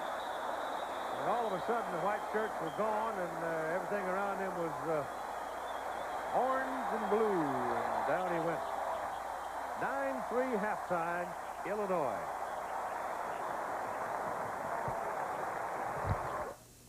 Well, thank you very much, Keith. An upset in the Big Ten at Michigan today, and Virginia, ranked number 1 in the nation, rolls over Wake Forest. The medical folks would make a call on him, and he might not play the second half. We still don't know whether he's going to or not, but it certainly looks like he's going to answer the call. The deep people for Illinois to return the kickoff are Steve Fagan, 44, and Clinton Leach, 28. Langloh hits it. Illinois is leading 9-3. With the wind, the ball's knocked off the playing surface, and it'll come out to the 20-yard line, first down. Well, the big question is, will number 10 take the field? And the answer is yes. And here's Jackaroo. And Keith, that's one of the things that Coach John Mackovic told me as he came out of the locker room. Although he's concerned about the injuries, he will start Jason Verduzco again. He was fairly happy with the first half. The same cannot be said with his counterpart, George Perlis. Perlis was livid at his Spartans, saying they were flat. They need to come off the ball harder. They need to play better smash-mouth football. Let's go back up to you. Well, Verduzco's pass is incomplete, intended for Griffith, sort of drifting out that time, and released it sort of tenderly, and Dixon Edwards spoiled it. Michigan State played such an emotional game last week at Ann Arbor in beating Michigan. It's very difficult to play 2 emotional games like that back-to-back. Well, you're right, Keith, and that's one of the strengths, though, of George Perlis in getting this team up ready to play. They like to play physical football, and they should be tough coming out the second half. Throw it underneath, set up a little screen action for Wagner Lester, and he'll get about 5 yards out of it, so it'll be 3rd down and 5. In the first half, Verduzco was 12 of 17, and Griffith had 31 yards rushing. They had 8 different receivers that caught passes the first half. Defensively, Michigan State was led by Bulla with 6. 3rd down. Flip the back. Double wide. Good protection. Down the middle. Pass short. I think he was trying to get the ball to Howard Griffith, and Chuck Bullock just covered him up. And it brings up 4th down. And Michigan State is bound to get good field position here unless Forey Wells has brought a howitzer with him, because he's got to kick it into the wind. His first try today into the wind was a low snap, and he got only 16 yards. Eichhorn, let's see if Greg gets it back a little better. It's low again. It's blocked. Got a piece of it. Goes straight up in the air. And the Michigan State Spartans have got the ball. They finally control it. Number 33, Brian Bulatich, finally caught it. It looked like that thing was a hot rock for about 8 seconds. Nobody wanted it, and finally Vuletic caught it. This is the third punt this year. The third punt this year that they have blocked, that Illinois has had blocked, from the right side. No question about that. He almost got there too quick to block it. I still didn't get his number. Here he is from over here. Watch as he comes from our left side. Just poor blocking up front. 20. Todd Murray. Murray's the one that blocked the punt against Notre Dame. Yeah, right.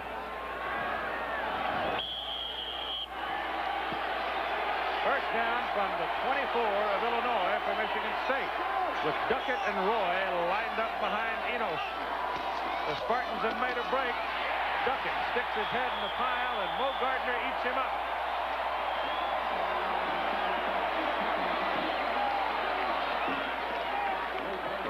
Mo Gardner pounces on the running back for Michigan State, and it'll be second down and 10. It's Todd Murray right there with his helmet off, number 20. The man that blocked the punt against Notre Dame was a starting cornerback. He's the one that dropped that late pass against Notre Dame to allow Notre Dame to win. Hickson. Pass down inside the 20, caught by number 22, Tony Rolland. They've got to go to the 14 for their first down. Inside the 20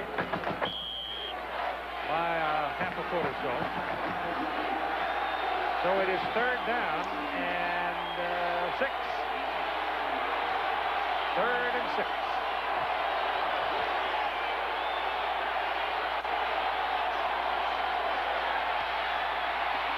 Into the corner of the end zone, the wind blows the ball away. The pass intended for Smolinski. He never had a chance. And so Michigan State is unable to cash in with the touchdown, and touchdown is what they needed right there. Yeah, it was a big defensive series for Illinois. After having the punt block, they come back, hold Michigan State, and make them go for the field goal. That says win, Illinois. This skirmish, anyway. 37-yarder for Langlo.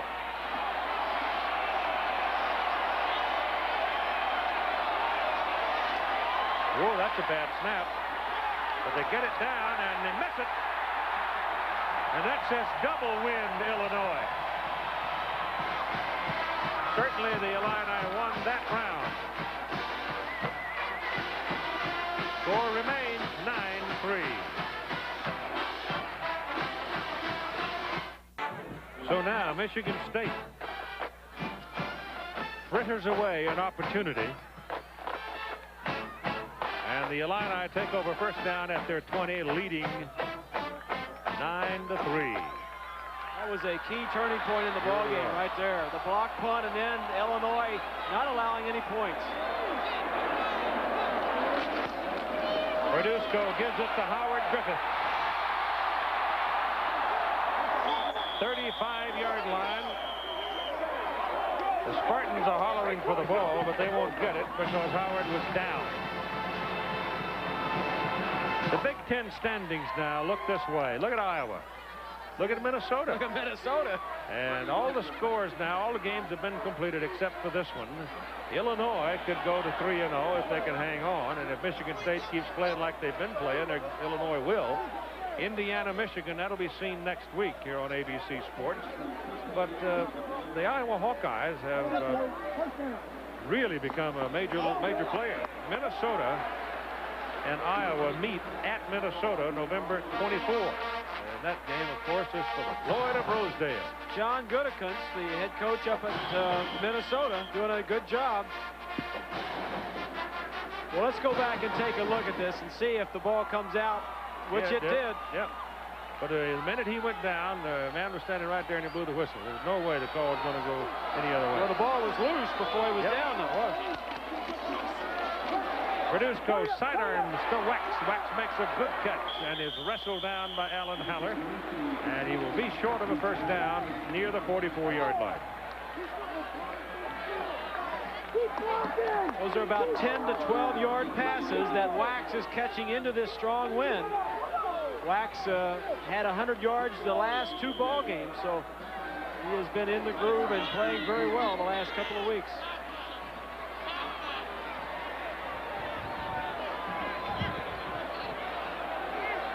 Verduzco only 5'9".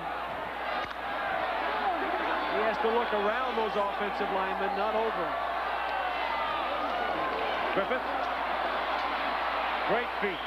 The man is one of the best in the business at this level of football, using his feet. I mean, they had him stone cold dead, and he just danced his way for the first down. Griffith has 29 career touchdowns. As you take a look at Mackovic discussing things on the sideline, Griffith with 29 career touchdowns is only 2 shy of Red Grange's record of 31, which has stood for 6.5 decades. Griffith and Bell are in the backfield. Griffith is 29 and becoming more and more obvious as the day goes on in the Illinois offense. Verduzco's pass to the sidelines is incomplete. Thrown intended for Gus Palma, and he had no chance to get to it. John Mackovic commenting about Jason Verduzco's toughness born out of his wrestling had this comment on the youngster. You know that he's going to be a competitor because wrestling is one of the most competitive sports, and it's one-on-one, and there's no one to count on, and he has a lot of that in him. He's an emotional guy because of that. Sometimes we have to really help him just stay calm about what he's doing. Little swing pass thrown out here to Fagan. Fagan to midfield, hit down by 51 in white. That'll be Carlos Jenkins for the Spartans. Got to go to the 44 for the first down. They need 6. It's interesting that Mackovic was commenting on Verduzco being very emotional. And earlier this year, they actually benched him. He wasn't playing well against Southern Illinois in the 3rd game of the year. He sat on the bench by himself and really pouted during the final 3 quarters. He apologized to the team and has played very well ever since then. Mackovic said, you know, he was just a little bit immaturity, but he's such a competitor. He wants to be the guy. Tries to touch the ball into number 36, Lester, and he can't do it. But if he's healthy, if the knee is not hurt, he easily runs for the first down there. The thing about throwing into the wind, you have to have your feet set. You cannot be throwing the ball just moving around, throwing it off balance, because the wind is going to catch it. You need to throw a good spiral with your feet planted. Winters is deep. Jimmy Harness is in to punt for Illinois. He is a freshman out of Fort Lauderdale, Florida. First punt today. He almost got it blocked, but he got some foot on it and got it out of there, and it wobbles around like a knuckleball to about the 16-yard line. So into the wind. Jimmy does all right. 35 yards, 10-12 to go. Game, and Keith Jackson was talking about Jim Grabowski when he met him back in the 60s. Now you're calling the shots for the Illini Football Network. You were also the Grand Marshal today. Feel kind of old, Jim? Well, I figure that's the only thing that makes you what the honor is, that you've got to be old to be a Grand Marshal, but it certainly was a lot of fun. What about the memories of the '64 Rose Bowl when you scored that game-breaking touchdown? Well, Jack, I'll tell you, just a great thrill. What makes it even more special is all the guys are back here today, and we're just having so much fun, just a thrill. Well, he's going to go back to calling the play-by-play here, the color analyst, along with the play-by-play man, Dick Martin. Pete? Thank you. Danny Enos, turn, hands, Duckett, and Tico to the 22. Duckett hasn't been able to really pop one yet. They ain't over. The statistics in the first half were almost the same, but Illinois had the 3 field goals and Michigan State only 1. Michigan State emotionally has to be down right now, Keith, because they just blocked that punt deep in Illinois territory and didn't get anything out of it. This is Hickson.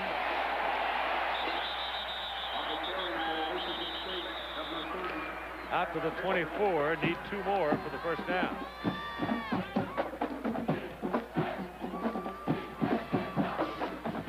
There's Big Jim at work.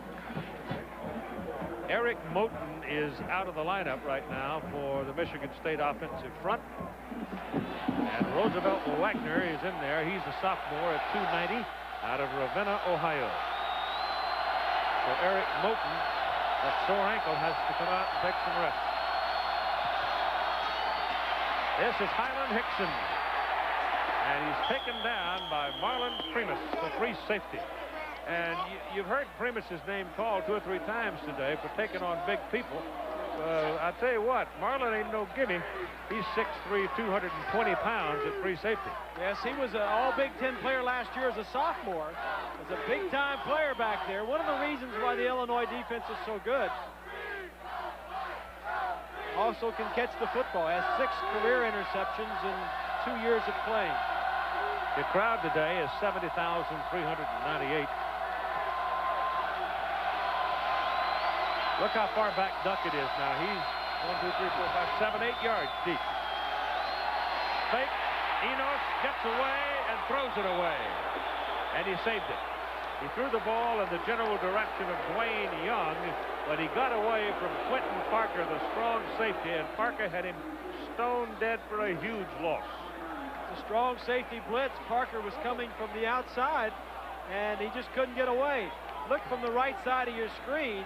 Number 20 is going to come from outside, and he's a strong safety. Nobody was blocking him. And Enos just tries to ground the ball legally and come back for the next play. 2nd and 10 from the 26.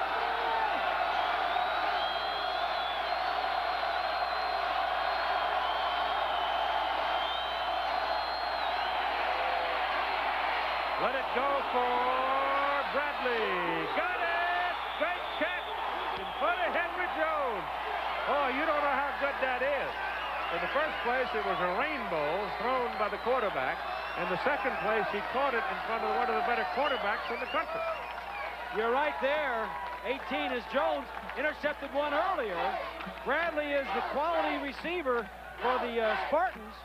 Goes up and just going to take the ball away. At seeing good vision on the football, 43 yards and a big play for Michigan State that needed a big play offensively. First down at the Illinois 31. So all of a sudden, Spartans are picked up again. Reverse coming. Ryan Howard. Got a first down. He got inside the 20. Ryan Howard is a 5'10" sophomore from Chicago with good foot speed. He gets a little bit more of a hold block or a hook block over there on that corner guy. He's gone.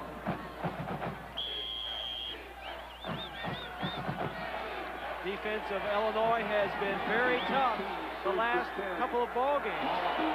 In fact, not only the last week, but the week before, and including this one. First down at the Illini 18, up the middle, Hickson. And Hickson is not bashful about putting a hat on those linebackers. He just, as John Makovic said yesterday, that's Big Ten running.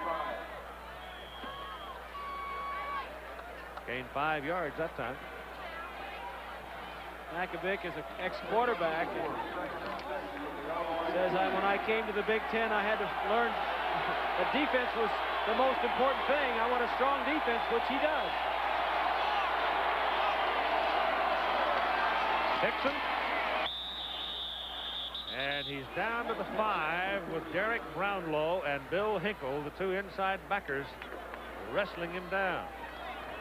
Brownlow, he had an ankle problem coming in, but he is number 2 in tackles in the Big Ten. His nickname is Lowdown. He's only 5'10". And he came in and immediately made a big play. No question about that. 3rd and 2. Enos in trouble. And penalty flag, look out for this. Gil Marchman threw it, the referee, and I think somebody grabbed him by the face mask.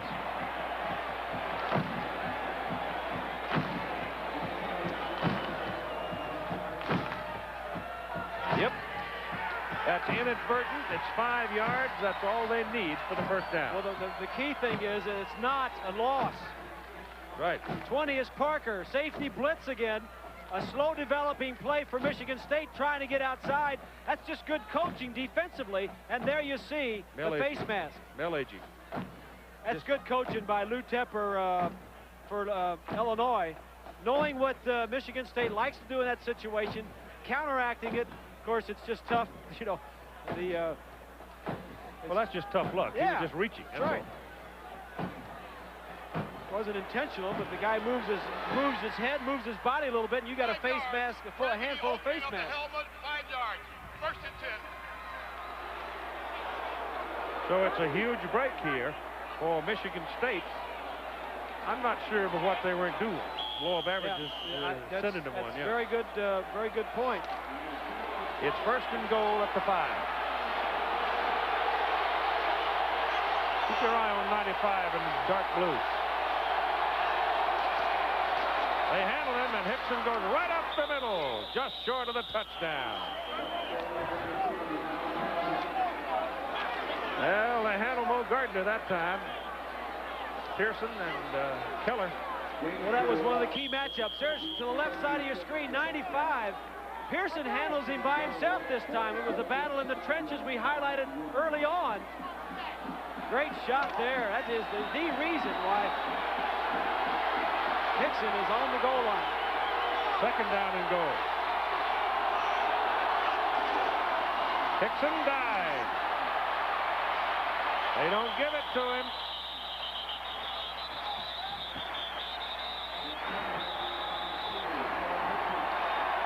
The offensive front got literally no surge. They were not able to move it at all.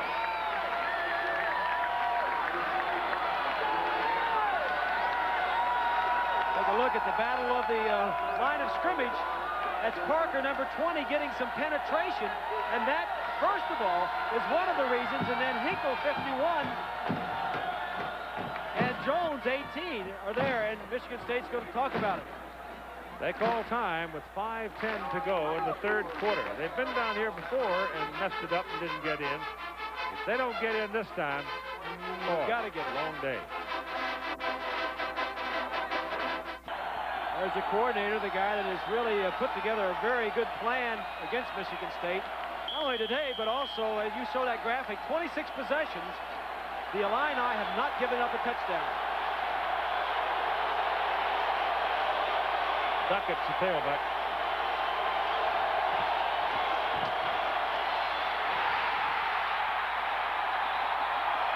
Did not make it.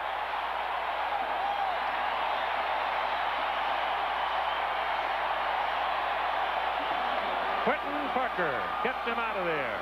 You've got to go for it, Keith. Here's Parker here. Now this man that went in motion should have stayed here and blocked Parker. Watch Parker as he comes around and gets a piece of the back before he can jump. Gotta go, you're right.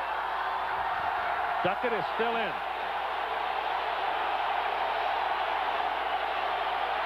Enos kept it, touchdown!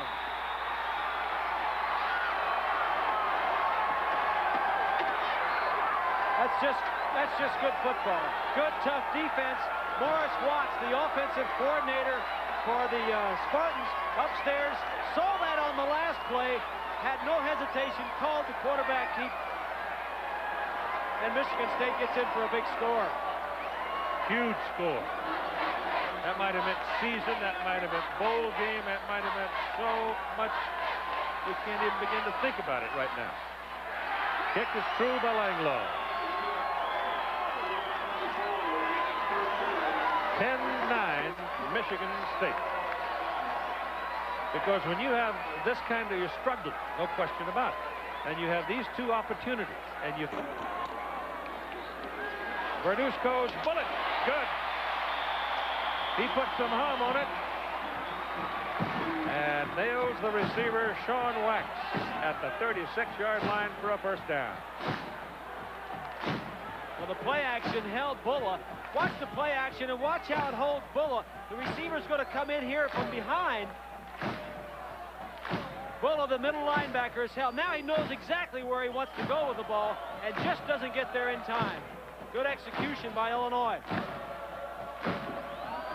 They took Sean Wax out of the ball game because he was waving his arms and yelling and shouting and so forth. Halloween's coming. Yeah.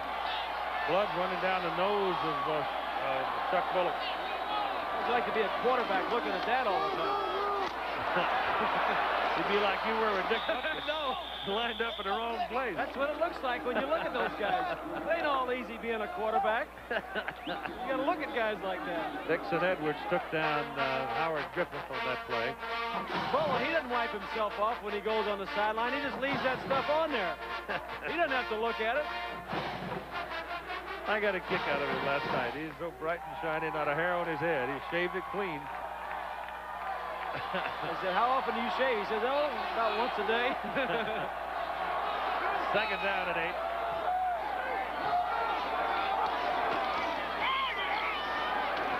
Verduzco delivers. It is caught by Wagner Lester out of the backfield. And you got a penalty flag on Michigan State upfield. Freddie Wilson just clobbered Sean Wax. Wax was in a shouting match, and they took him out to get his temper off the field, and he goes back in the ball game. Now Wilson comes over and decks him right in front of an official. That's the second time a Michigan State player has gone over and knocked an Illinois man down. Well, Wax threw a block at one of the defensive backs long after the receiver went out of bounds, too. So Wax kind of instigated it, and then the second guy gets caught. Sean was trying to get even with what happened previously. I have no idea what it was, probably just conversation, but Wilson right in front of the man in the striped shirt. Yeah, and that is a big play for this drive. Whoa. Personal foul, defense. First down. You know, this is a game designed to test your emotion. You can't go out there and do that. Well, you have to be tough and physical to a point. But then when the whistle blows, you can't hit.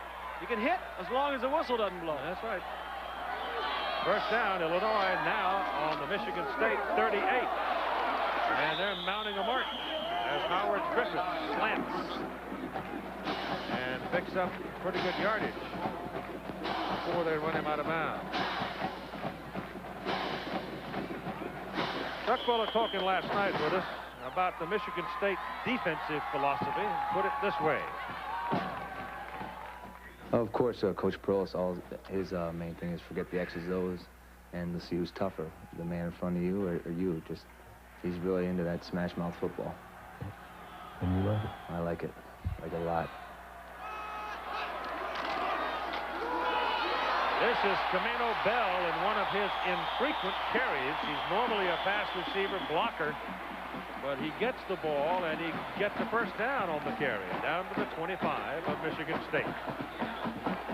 Bell is a 220-pound junior from Chicago. Let's pause 5 seconds here for our station to tell you who they are.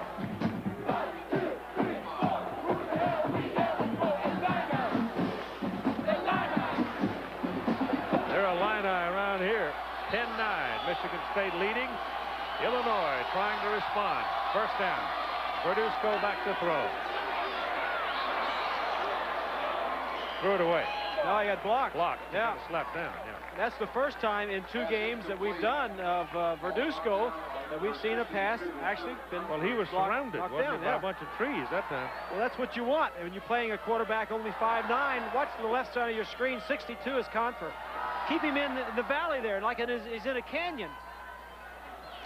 When you're that size, well, when you're 6'2", you still have to throw between those guys because they're 6'5" and 6'6". There goes Fagan for a yard. Chuck Bulla ran him out of bounds from that middle linebacker position. Now, when that middle linebacker is coming across and knocking the tailback out of bounds, you know for sure that they are not running the stunt 4-3. You know they can run. The middle linebacker's got to be able to run from side to side. 24-yard line. Third down for the Illini. Lester and Bell out of the shotgun become wide receivers. Verduzco dropped it, bounced right back up to it. He's taken down by Confer, and he gets up very tenderly.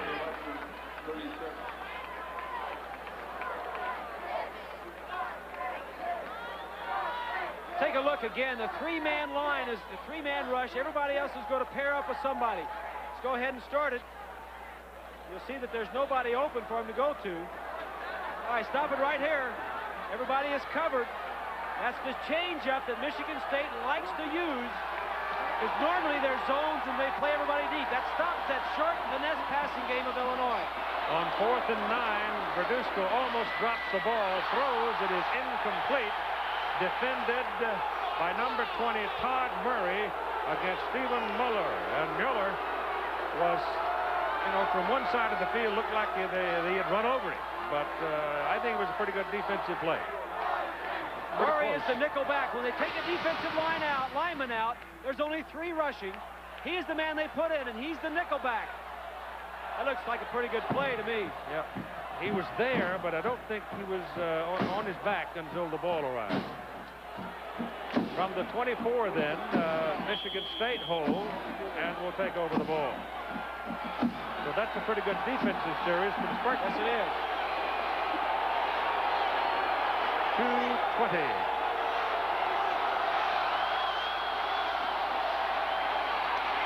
Duckett taken down after about a 7-yard pickup. The Honda Scholar Athlete of the Week brought to you by American Honda, proud to support amateur athletics. This week's award goes to Brent Woodall, junior tight end, University of California, Berkeley. Honda presenting a check for $2,000 to the General Scholarship Fund of Cal Berkeley. His major business administration, grade point 3.20, as you see there, and he's from La Jolla. He was a big man in Cal's 31-24 win over Arizona State last week. Bruce Snyder's got those golden bears clawing some people this season. Penalty flag from the linesman on that play as Hickson gets yardage for a first down, but let's see about the penalty.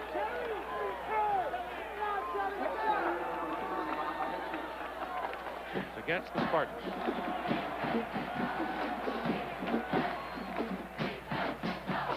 Seems like a long third quarter.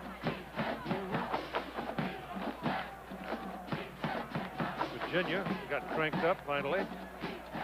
Notre Dame is now eased ahead of Miami. Their fist fight. Nebraska. Nobody's talking about Nebraska for number 1. Ain't nobody beat the Huskers, have they? That's right. Well, Houston either, for that matter. Who cares if you're number 1 in the middle of the season? You're just going to ease them way up there at the end. And the whole thing's nothing but something to talk about at the waterfront. That's for sure. 2 minutes and 14 seconds to play in the third period. Ball comes back now to the 26, where it is second down and 8.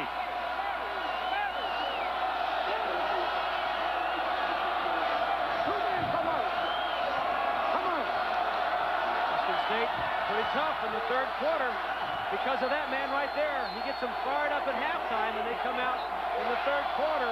Illinois is going to get caught if they'll snap the ball and catch him with 12 men on the field, but they don't do it. He got off. Give it to Duckett. And they take him down after a short pickup. If he had snapped the ball on a quick count, he had Illinois cold dead with 12 guys on the field. You know, it was a heck of a day for the state of Iowa football. Iowa State, Jimmy Walden's bunch, beat Oklahoma 33-31. Iowa beats Michigan in Ann Arbor 24-23. Ooh, that whole state might jump up and down tonight. Hayden Fry puts out some good ball clubs, though. He wasn't so tough last year. We knew he was going to come back and have something this year. Yep, we don't normally get him 2 years in a row. Dan Enos throws underneath. It is tipped. Tipped, intended for Young. I think it's Mo Gardner that tipped that ball when Enos threw it. So again, the little thing would make a great player. Number 95 was right in his face and tipped the ball. Well, number 95 right there Normally a nose tackle moves out this time, containing Enos. Very important. Now watch what he does here. A nose tackle deflecting the pass. He came into the ball game number 2 in the Big Ten in passes broken up with 6 as a nose tackle or a defensive lineman. Defensive coach, look at it. They got 10 of them up there. Now they break off. They got some pressure on him, and he really didn't get all of it either. So Butlin, capable of hitting it farther than that with the wind, didn't get a whole lot on it. But going back to that Gardner picture there, a defensive coach could take that picture and talk about it for 9 hours, showing his kids how to play the game because of his footwork. He avoided the block, contained the quarterback, and then got up and defected the pass. All right, here come the Illini one more time from their own 35 with 52 seconds to go in the third quarter. 52 seconds of the third quarter, then they'll turn around and they'll have the wind at their back for the entire fourth quarter. Big difference. Yep. It's a 10-9 ball game. And Doug Higgins kicked a 55-yarder with the wind in the first quarter.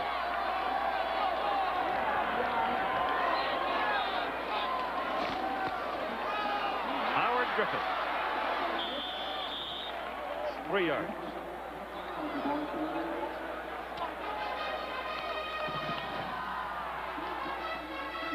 Yep, they still have a homecoming king and queen at the University of Illinois. Natalie Cosson, senior, Cliffside, New Jersey. The king is Adam Fleischer, senior from Skokie, Illinois. I don't know if he was really tall or she was just really short. Or maybe he was standing on an apple box. They're probably not going to dance together. Wagner Lester's in there on 2nd down and 8. Brought down by Cliff Conford. So the third quarter is over. We'll be back after this message and the word from our ABC station. Illinois boasts the most seats between the end zones in their Memorial Stadium, and high atop the 50-yard line, I'm with a lady that 53 years ago was the homecoming queen, Mrs. C. Dean Frary. Fritzy, what was your most memorable moment of that weekend when you were elected homecoming queen here? Well, it was exciting from beginning to end, everything about it. It's so much fun to remember fun things, and that was a fun, fun weekend. Now, you're one whale of an Illini football fan. For 33 years, you've had these seats. Exactly. Tell you what, Keith, they're the best seats in the house. Big piece in the paper about her this morning.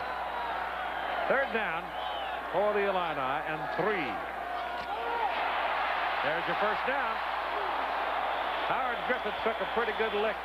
The ball was hanging out there like a loaf of bread, but he got it tucked away just in time. And Howard's been playing with a sore neck that he hurt in the Ohio State game that we saw. And it flares up on him and subsides. It's a passing situation, and Illinois, a passing team, goes with a little bit of a delayed draw action. This is a good hit right here. Murray, number 20. Carrying the ball is Camino Bell. I mean, it's almost an upset when Bell gets his hands on the ball. Camino Bell. But each time that he has been asked to carry it, he's done well. That's one thing about the University of Illinois, especially their offense. A lot of players play. A lot of players catch passes. In fact, during Makovic's time, at least 6 different receivers have caught a ball in every game he's coached, and that's been 29 straight games. Griffith is now the lone back, and Chuck Buller backs up a little bit and eyeballs him. Verduzco drops back to throw, gets it away down the middle to Griffith. And Griffith is dragged down by Dixon Edwards. Edwards got to him before Chuck could get there. Take a look at the third quarter statistically. The plays are exactly the same, almost exactly the same. First downs are almost the same, and the total yardage is about the same. 2 turnovers for Michigan State. And the score is about the same. Very, very well played game defensively, if you like shutouts and defensive battles. The pitcher's good. Ball just inside the 40, first down as Verduzco sets up, lets it go down the middle, incomplete. He was very close to completing it to Steve Mueller.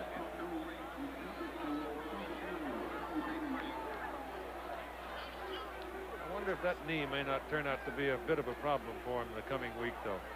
Well, it's going to be stiff. There's no question about it. I really think it was hyperextended. It just got bent back a little bit, and obviously there was no side-to-side damage, or he wouldn't be playing.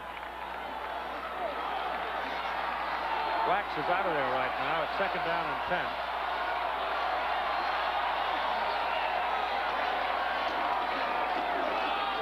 Hands it to Howard Griffith. A couple of yards, that's all. So they're looking at third now and long.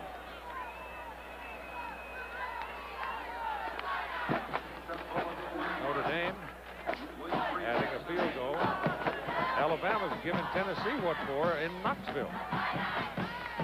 Huh. Well, that's a shocker there. Tennessee just ran all over Florida last week. Yep. Well, see, that's old folks' rivalry there. I mean, that goes back generations. There's some real feeling in that. Muskets and all. Third down. All through it. Too hard and too high. He got to dancing around. He didn't set himself. He had dancing feet. And he had his man open, Bell, and good for the first down. But he just flat missed it. He had what he wanted right here. It's man-to-man coverage. All these people are going to clear out, and he's going to have this whole area to run a little option, and he just misses the receiver. Guys to the right side are just going to clear out. The back just comes out, runs an option, breaks to the outside. It was wide open. No good. And Jimmy Harness is in the punt with the wind. He knocks it into the end zone. Now, if they'd have tried for the T and 3, it would have only been 55. They've done that already. All scores and games are complete. Well, they went away pretty quick, didn't it? Except for this one. The comment was made by Dave Burnson. How long has it been since Michigan and Northwestern were tied down in the second half of the Big Ten Conference? This is Tico Duckett for a first down from the 20 out near the 31. 10-9, Michigan State leads Illinois. Duckett now is over 100 yards. 20 carries. Tico has 107 yards. So look at that. Tuck it away. Indiana, Michigan scheduled for next week on ABC Sports. As you can see, Iowa sitting up on top. So is Minnesota. They play on November 24. Iowa comes to Illinois November 3rd. Duckett goes again, this time bouncing outside and is taken down at the line of scrimmage. Quentin Parker and Henry Jones handled it. It's just good defensive play by Jones. He's done that several times. He had an interception in the ball game. Illinois is right up there in several defensive categories in the Big Ten.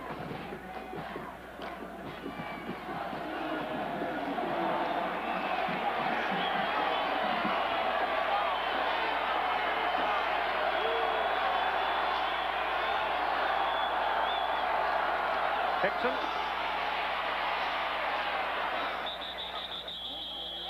7 yards. Marlon Primus takes him down. Hickson's hot. Well, you know, it always looks like it's the defensive guy when something like that happens, Keith. But Hickson, the running back, if he just keeps going, the defensive guy says, I'm not going to let you go. The whistle's blowing, you're still trying to run. The whistle blows, you stop trying to run, and I'll stop trying to tackle you. Big Powell over there. Big Chief time down back of it. Fourth quarter, home, they're trailing. Big play there by the Illini. That's number 20. That's Quentin Parker. And he took Hickson down for a big loss. He's been doing it all day. Right here, the strong safety. They're going to try the option. He's right in the backfield and makes a great play. This this is like an interception because you force Michigan State to punt the ball away. You get the football. Into the wind. And Henry Jones is back to handle the punt. Figures to be a tricky punt. There are 10 Illini up on the line of scrimmage. They peel back. Butland gets it out of there pretty well. It takes an Illinois bounce and is down at midfield. A 21-yard punt. And Illinois sits right in the middle of the field.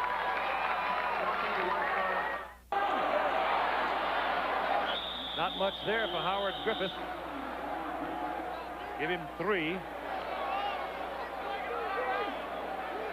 As you look at some of the quarterbacks that were here in the 80s preceding Jason Verduzco, Wilson, Eason, Trudeau, and George all were drafted into the NFL. 3 of the 4 in the first round. 2nd down and 7. 47 of Michigan State. Camino Bell, the single back. Play looks pass all the way. It is caught. Caught right on the 40-yard line by Jeff Finke. I tell you what, he's a pretty good-looking tight end. Not so big. He's 6'3", 225. That may be why he gets open so much. Well, he is their receiving tight end. He is listed as the number 2 tight end, but if they want to throw, he's the guy that they bring in. Hartley, the starter, was injured earlier in the ball game, hurt a knee. Finke came into the ball game with 9 receptions and a touchdown. Not quite.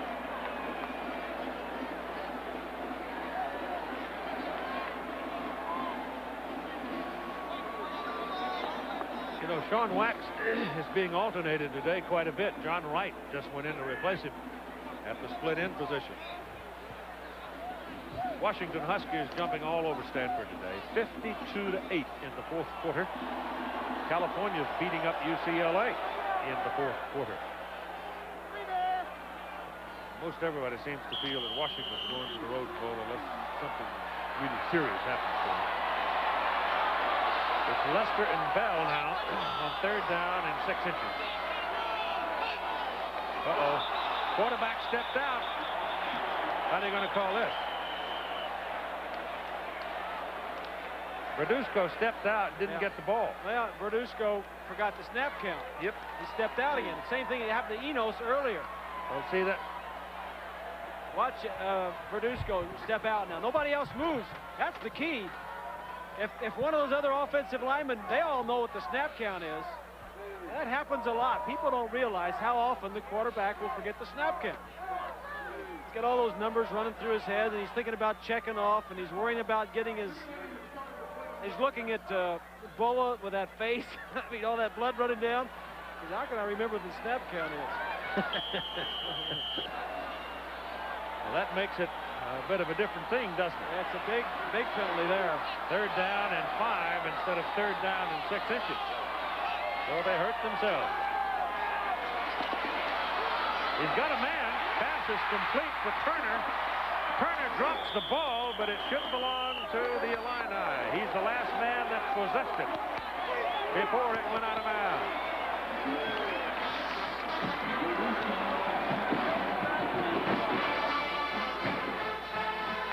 It's a 3-man rush, man-to-man coverage, something that's been successful for Michigan State early on. This time, Turner gets away from Brenningstool, number 83. It's a big 3rd down conversion for Illinois.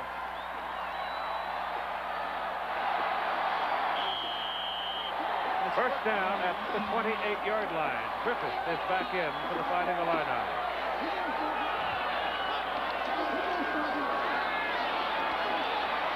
Verduzco's pass is good to the tight end, Finke. And he's out of bounds down at the 13-yard line. The defensive secondary people got interested in the wideout as they went the other way, and that left the big guy all by himself. Well, that 3rd down conversion to Turner was a big play in this drive, obviously. Maybe of the game, Bob. Maybe of the game. Yep.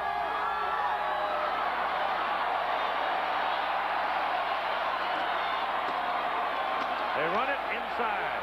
Trying to trap and send Griffith. He gets it to the 10. I think he fumbled the ball, Keith. Looked like it might have. There was clawing and scratching and scrambling for it.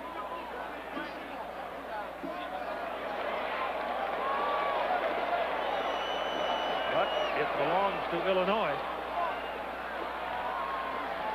Quick count. Illinois does this occasionally. And the ball is out there.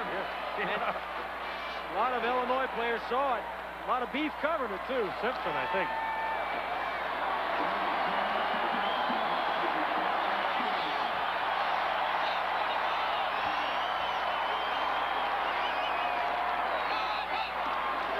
Here they come. Mueller never looked back. And the ball was thrown out of bounds. Well, he didn't have long. Verduzco's having a terrible time getting up. Yeah, he didn't have a lot of time to throw because they blitzed. He's saying, no, I'm all right. Don't send anybody in. I don't want to miss this next play. If a trainer comes out, he's got to miss a play. Here's a blitz. Bull of 41, a linebacker. One of the defensive linemen that get him, but there were 7 guys after him. So if you blitz on second down, do you blitz on third? Looked like it. Yep. Incomplete pass. He threw it hard. He's knocked down, and I think Verduzco's got to come out of the ball game. He is really, he's just hardly walking. He is hit good and hard, too. 2 linebackers on that side. They both come. That's why Finke looks real quick. He says they both came. I'm the hot receiver. But you don't see Verduzco getting hit, but he was decked. And so here is Mr. Higgins from 27 yards. Snap good, hold good, kick. Good. Illinois goes to the lead by 2. Last week in the Michigan game, how many times Michigan State under George Perles has started slowly? First half of the season. You see there, only 87 when they went to the Rose Bowl and won there did they jump out to a winning record in the first half of the season. Well, they've done the same thing this year. Well, it's mainly because the tougher games, they played Notre Dame, they've played Miami, they've played Michigan. Last 5 games on the schedule. But the one loss that may haunt him might very well be the one he lost at home, 12-7 to the Iowa Hawkeyes. If he wins this ball game, he may be in the Canterbury seat as far as the Big Ten Championship. He's got to win this game. He trails now 12-10, and Brian Winters has the ball for the Spartans and goes down around the 23-yard line. So with 7 minutes and 19 seconds to play in the game now, it's up to the Spartans. It's been a struggle of field goals. I think if you would have taken to George Perles this situation before the season, hey, you play Michigan and Illinois on the road. How about if we let you win the first one and we give you 7 minutes to go, and give you the ball, and all you need is a field goal to win? Would you take it?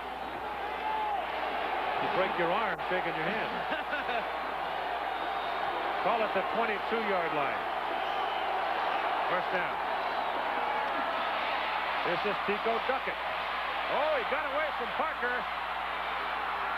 And he is finally ridden down by Bill Hinkle, an inside linebacker. But he put a move on Parker and just ran away from him. Here's Jack. But Keith, you've been talking about the whale of a beating that Jason Verduzco's been getting. Well, you see this. The chairs here, that's where the team goes and settles in to get offensive instructions from John Makovic.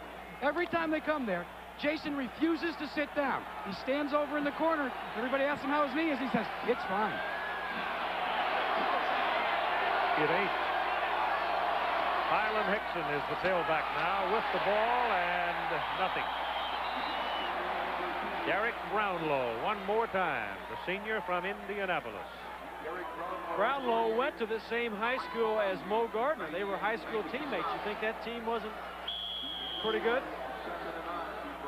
You look at Gardner, number 95, his high school teammate, getting double teamed as usual. The beneficiary is Brownlow, number 48 at the top of your screen, who just went right through there and made the tackle. Second down and 10.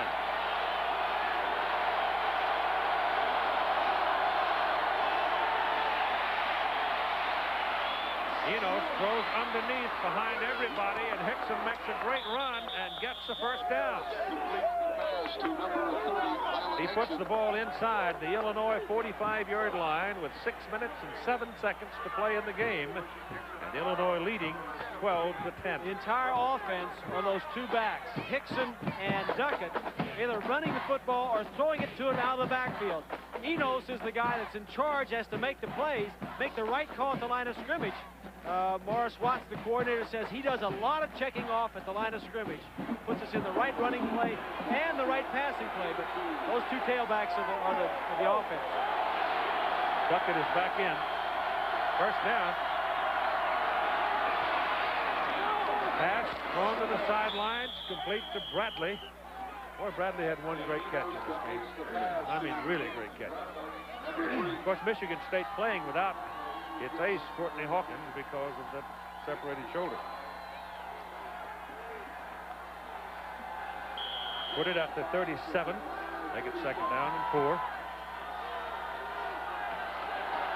I tell you, you give them back Courtney Hawkins, their offensive percentage goes up considerably.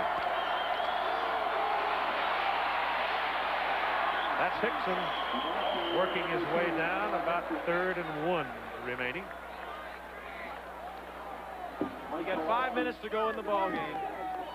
You've got the type of offense that can go into this win. If you were a pass-only offense, you'd be in trouble, but they've got a running style offense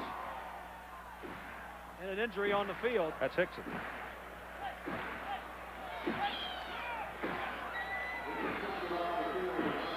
Flexing his right leg. And that's trouble there.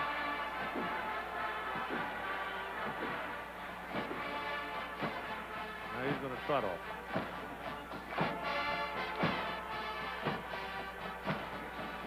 Looks like he maybe had stretched his ankle a little bit. But that'll hurt him. 3rd and a long one. About 1.5 yards. Goes Duckett. He's got it.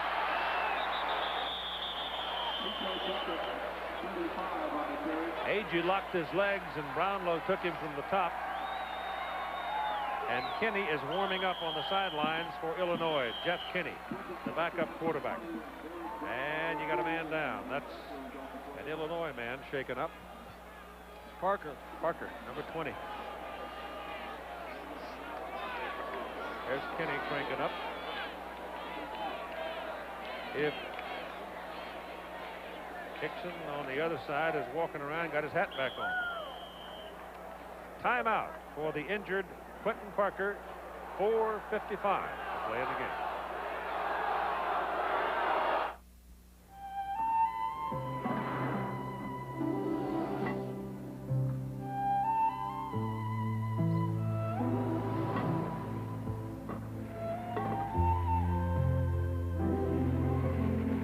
Prelude SI with amazing 4-wheel steering. From number 20 makes a hit on Duckett, but then from the right of your screen is hit by one of his own players. Brownlow goes underneath it. Yeah, just bends the knee back. So that puts Derek Rucker into the ball game, a freshman replacing a 5th-year senior. One of the premier safeties in the Big Ten is gone for the moment. First down for Michigan State. This is Chico Duckett. And they have a couple of yards before Mo Gardner takes care of him. Highland Hickson, incidentally, has got his hat on and walking around the sidelines looking to come back in the ball game. So he looks like he's all right.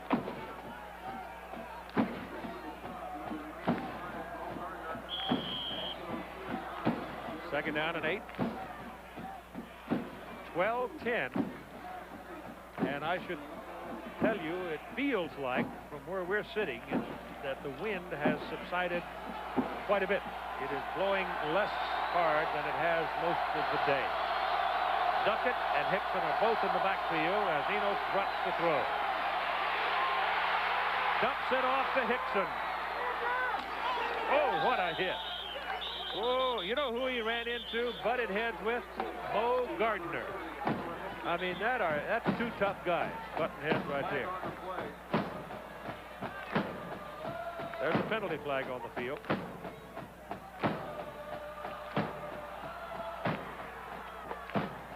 It's holding, and it's against Illinois.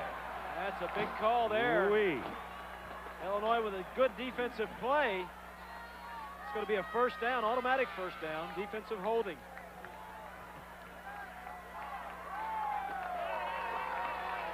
Is it ever a big call?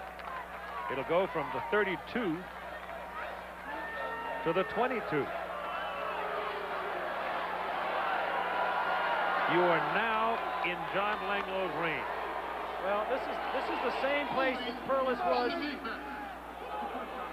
last week against Michigan. You know, you're down there now. You're in field goal range. You got the all-time leading kicker in Michigan State history on the sideline warming up. Now what you want to do is maybe get a little closer, but take some time off the clock. There's 3 minutes and 50 seconds to play. And they've got a first down at the Illinois, call it the 20. Duckett, the tailback. Penalty flag. Hey, Michigan State may have helped Illinois a little there.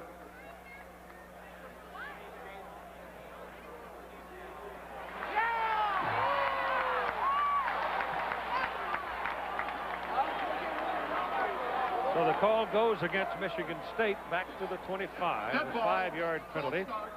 If we have time, Roger Schweibel will run down all the scores for you, but I don't know, he ain't going to have much time. Roger, you better talk fast.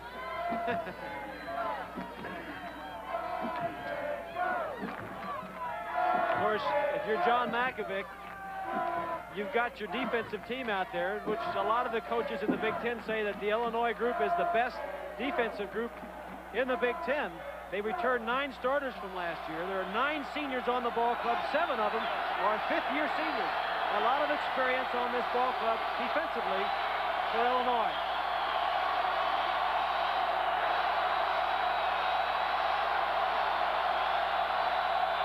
First and 15. Enos gives the ball to Duckett. Not much. A couple of yards. He started to go out. There was no hole there, no opening at all, so he had to come back in. Gets a couple. Quentin Parker, ankle, not knee. So that's got to be good news. Sprained ankle, you got a better chance to heal that. That's ice. They just put a lot of ice on there to keep the swelling down. Keep his shoe on. That helps keep the swelling down also. Second down, still about 14-15. Duckett down to the 20. It'll be third down and 10. Marlon Primus making the tackle. Primus is a free safety in the middle of the field. He has made a lot of tackles from that free safety position today. That's one of the reasons why this Illinois defense is so good. All the people on that defense tackle the runner.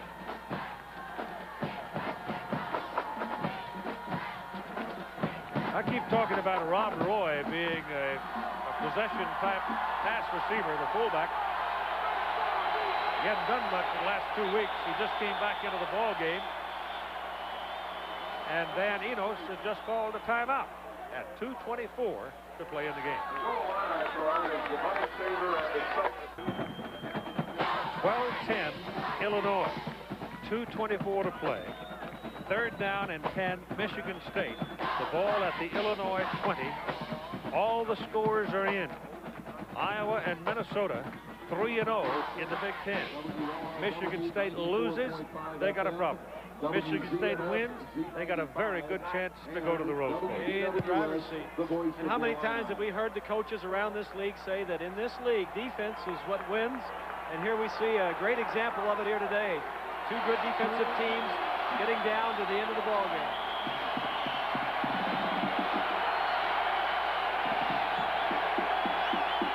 Illinois has to play Iowa here November 3rd, but right now, this may be the big moment of this game right here. Tico Duckett is hit and taken down by number 39. That is Derek Rucker. That is the freshman strong safety that came in replacing Quentin Parker. So he makes a big play. Good point, but they ran the ball to the middle of the field to get Langlo, the field goal kicker, straight on. He hit one from 21 yards into the wind, good. He missed from 37 yards wide left. It is from 34 yards. The wind is down. Not as strong as it's been. Butland got it down. Langlo hits it and makes it.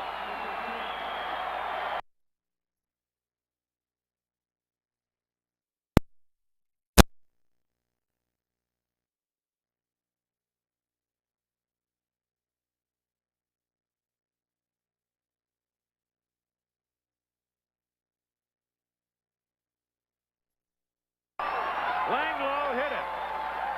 And it goes into the books as a 35-yard field goal.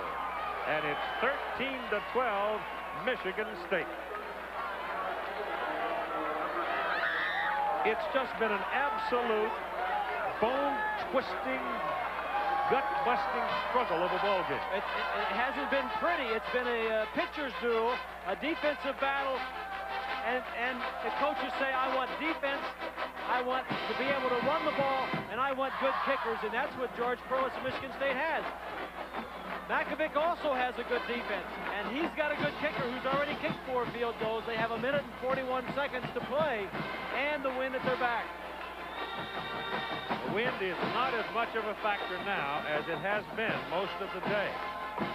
But it is still going to be at the back of the Illinois kicker if they can get him anywhere in the neighborhood.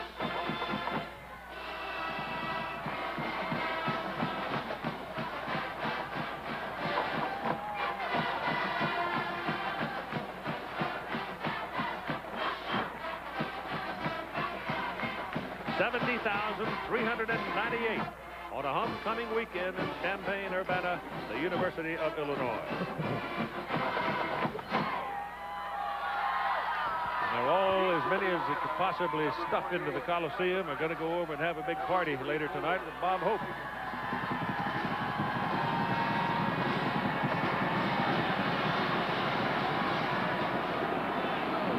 Fagan and Lynch. 28, Lynch, 44, Fagan. They need to get some run here and get that ball back upfield. 141, squib kick. Bobbled, rolling around, 13-yard line. Fagan finally picks it up. Fumble the football. And I think one of the Illini got to it first. But Fagan took a lick. He's still down. Ball came loose, and it's Illinois ball. And number 91, I thought, was the man that dove after it. But I can't say for sure. Who was it? 60? Julian Brown. All right. And Verduzco answers the call at quarterback. He's back on the field, but Fagan is still down. He really got walloped here. Well, the squib kick worked beautifully. The timing was all messed up. The ball comes loose. There's Brown, number 60, the first guy there, kept possession of it. Illinois, incidentally, will have all 3 of their timeouts to work with now. That is an area that is not very strong for Illinois. Their kickoff returns have been last in the Big Ten all year.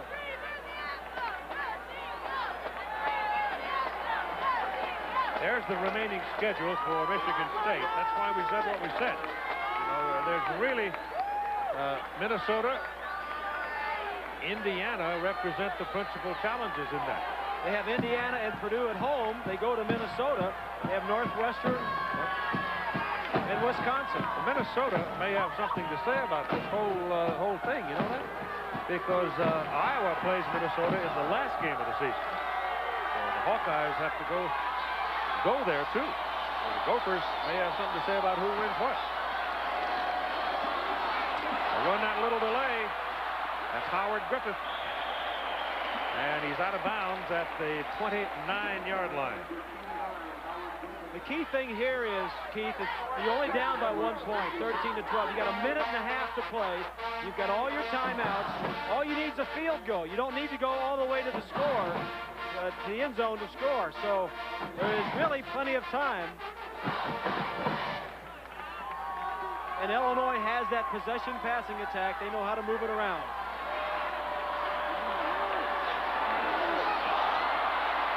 Verduzco has the ball bounce favorably for him, and the catch is made by Wagner Lester. That's a heck of a catch by Lester. Good for a first down, so they're minimizing the clock, and how lucky they are to still have the ball. Watch this thing go flying over his head. Now that's a gimpy quarterback that has to chase it. Yes, that ball was just a bad snap. Camano Bell, they're up across the 40 to the 41. Minute 13 to play in the ball game.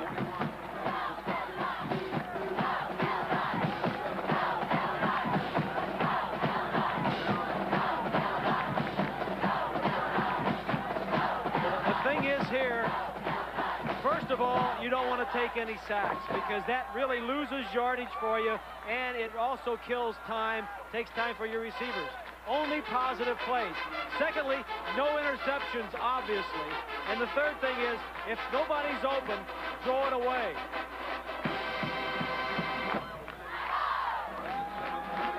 You know, the thing that Mackovic is lacking here is the mobility of his quarterback that he would like to have. He'd like to get him outside the pocket. With that injury to his knee, he can't do that. Irish by 9 at South Bend over Miami in the final quarter. There have been some surprises today, haven't there? All around the country.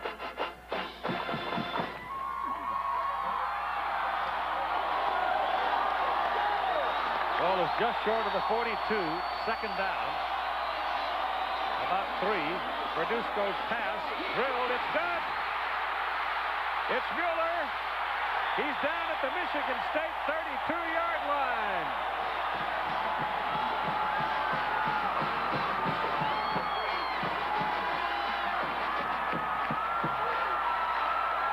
Clock is running as soon as they put the chains down.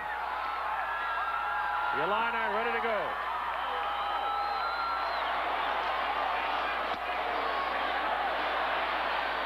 Throws it away. Didn't have anybody except possibly Turner. Turner was downfield. He's squawking because he thought he was being held by one of the linebackers. Smart play by Verduzco, though. Yep. Michigan State is playing tight man-to-man coverage in the secondary, something that they don't do a lot of, but they're playing it now because they want to take away the possession passes of Illinois.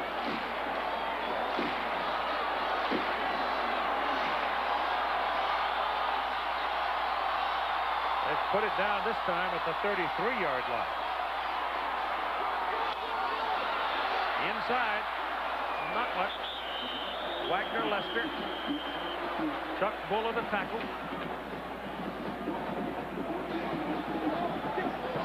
There's the man beginning to get a little heavy. Doug Higgins. Made 4 out of 5 field goals today. If they don't take it any further, it'd be a 48-yard field goal.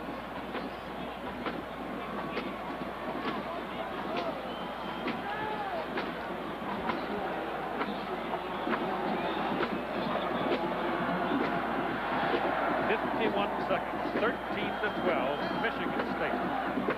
He's telling him to play, and then he's also probably suggesting who to throw it to. He's telling him also what the coverage has been on the last couple of situations, which has been man-to-man all over the field. Situations like this, you like to throw it to your back out of the backfield or your tight end somewhere in the center of the field. Give him an option route to go one way or the other. Let him choose. Third down and 9.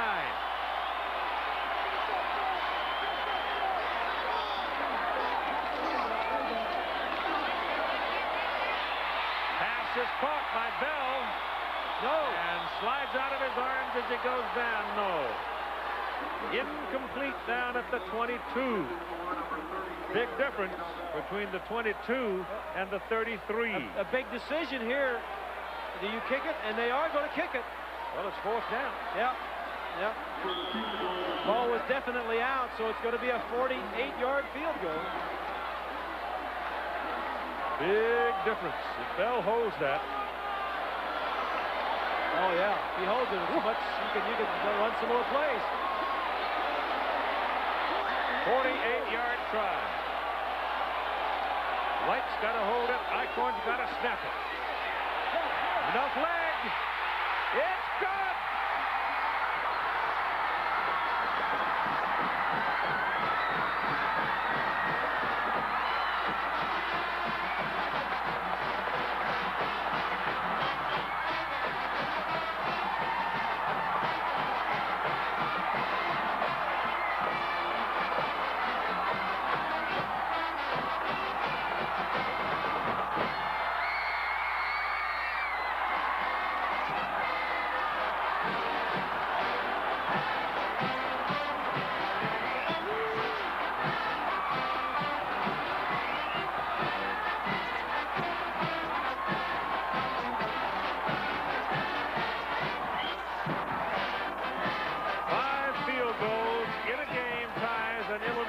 And may have just shattered the larger hopes of Michigan State. Michigan State will have 2 losses if this game ends the way it is right now.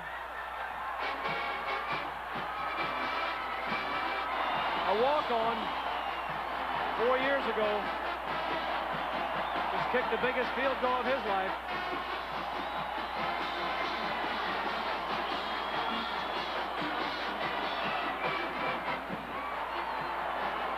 Doug Higgins is from Normal, Illinois. That figures.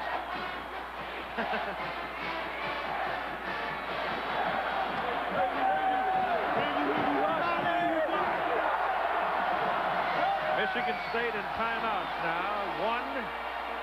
One timeout, 42 seconds. And they're a bit unlucky there. The ball went right over the pylon and will come out for the 20. First down. But at the same time, use nothing off the clock. 42 seconds and 1 timeout.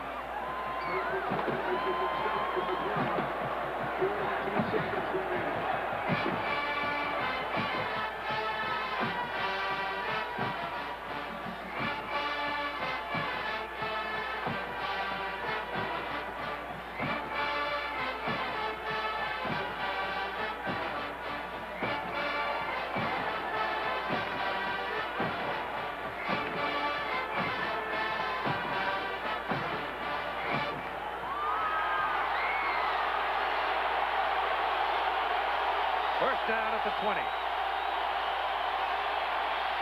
Enos is sacked at the 10 by Mel Agee. They've got to spend the timeout.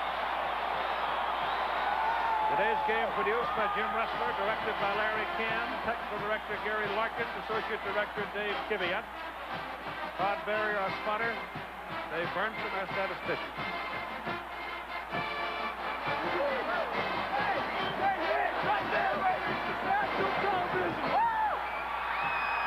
The winners and the losers. The 2 kickers. So very prominent in today's ball game.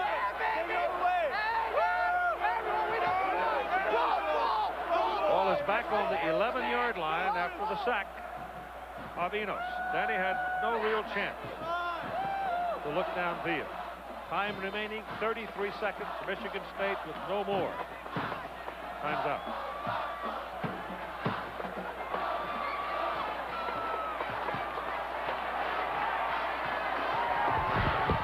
Michigan State just hopes to get the ball in the hands of one of their big play people, and that is Bradley, the wide receiver, or one of their backs. Duckett or Hickson with the speed that can break some tackles and get it downfield. I think you're going to have probably have a continuing play here, you know. It may wind up where something like that. Laterals and stuff. Yeah. Yep.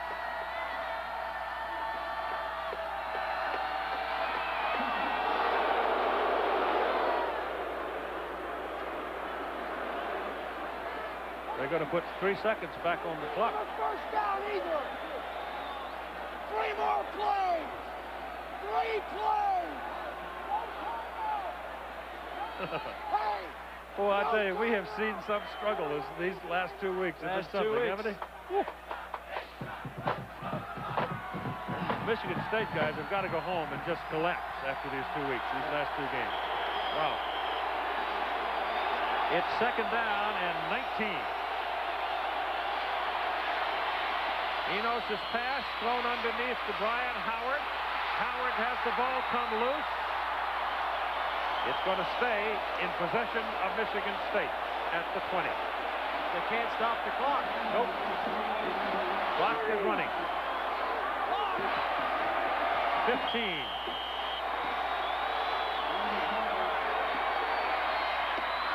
Oh, get out of bounds. He did not get out of bounds. He did not get out of bounds. He turned inside to the field of play, and the game is over.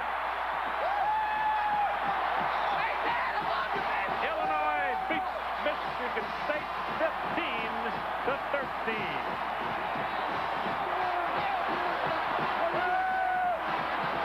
The Chevrolet most valuable players of the game. The kickers, John Langlo, number 10, Michigan State. Doug Higgins, number 4, Illinois.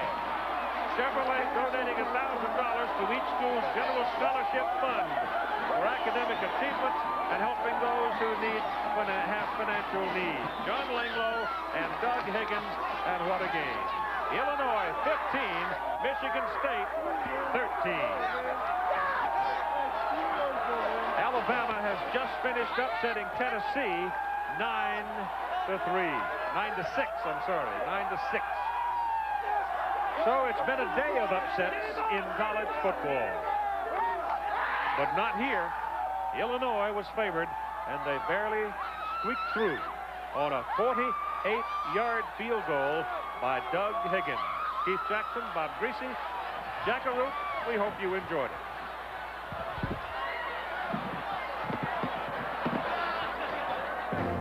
Monday.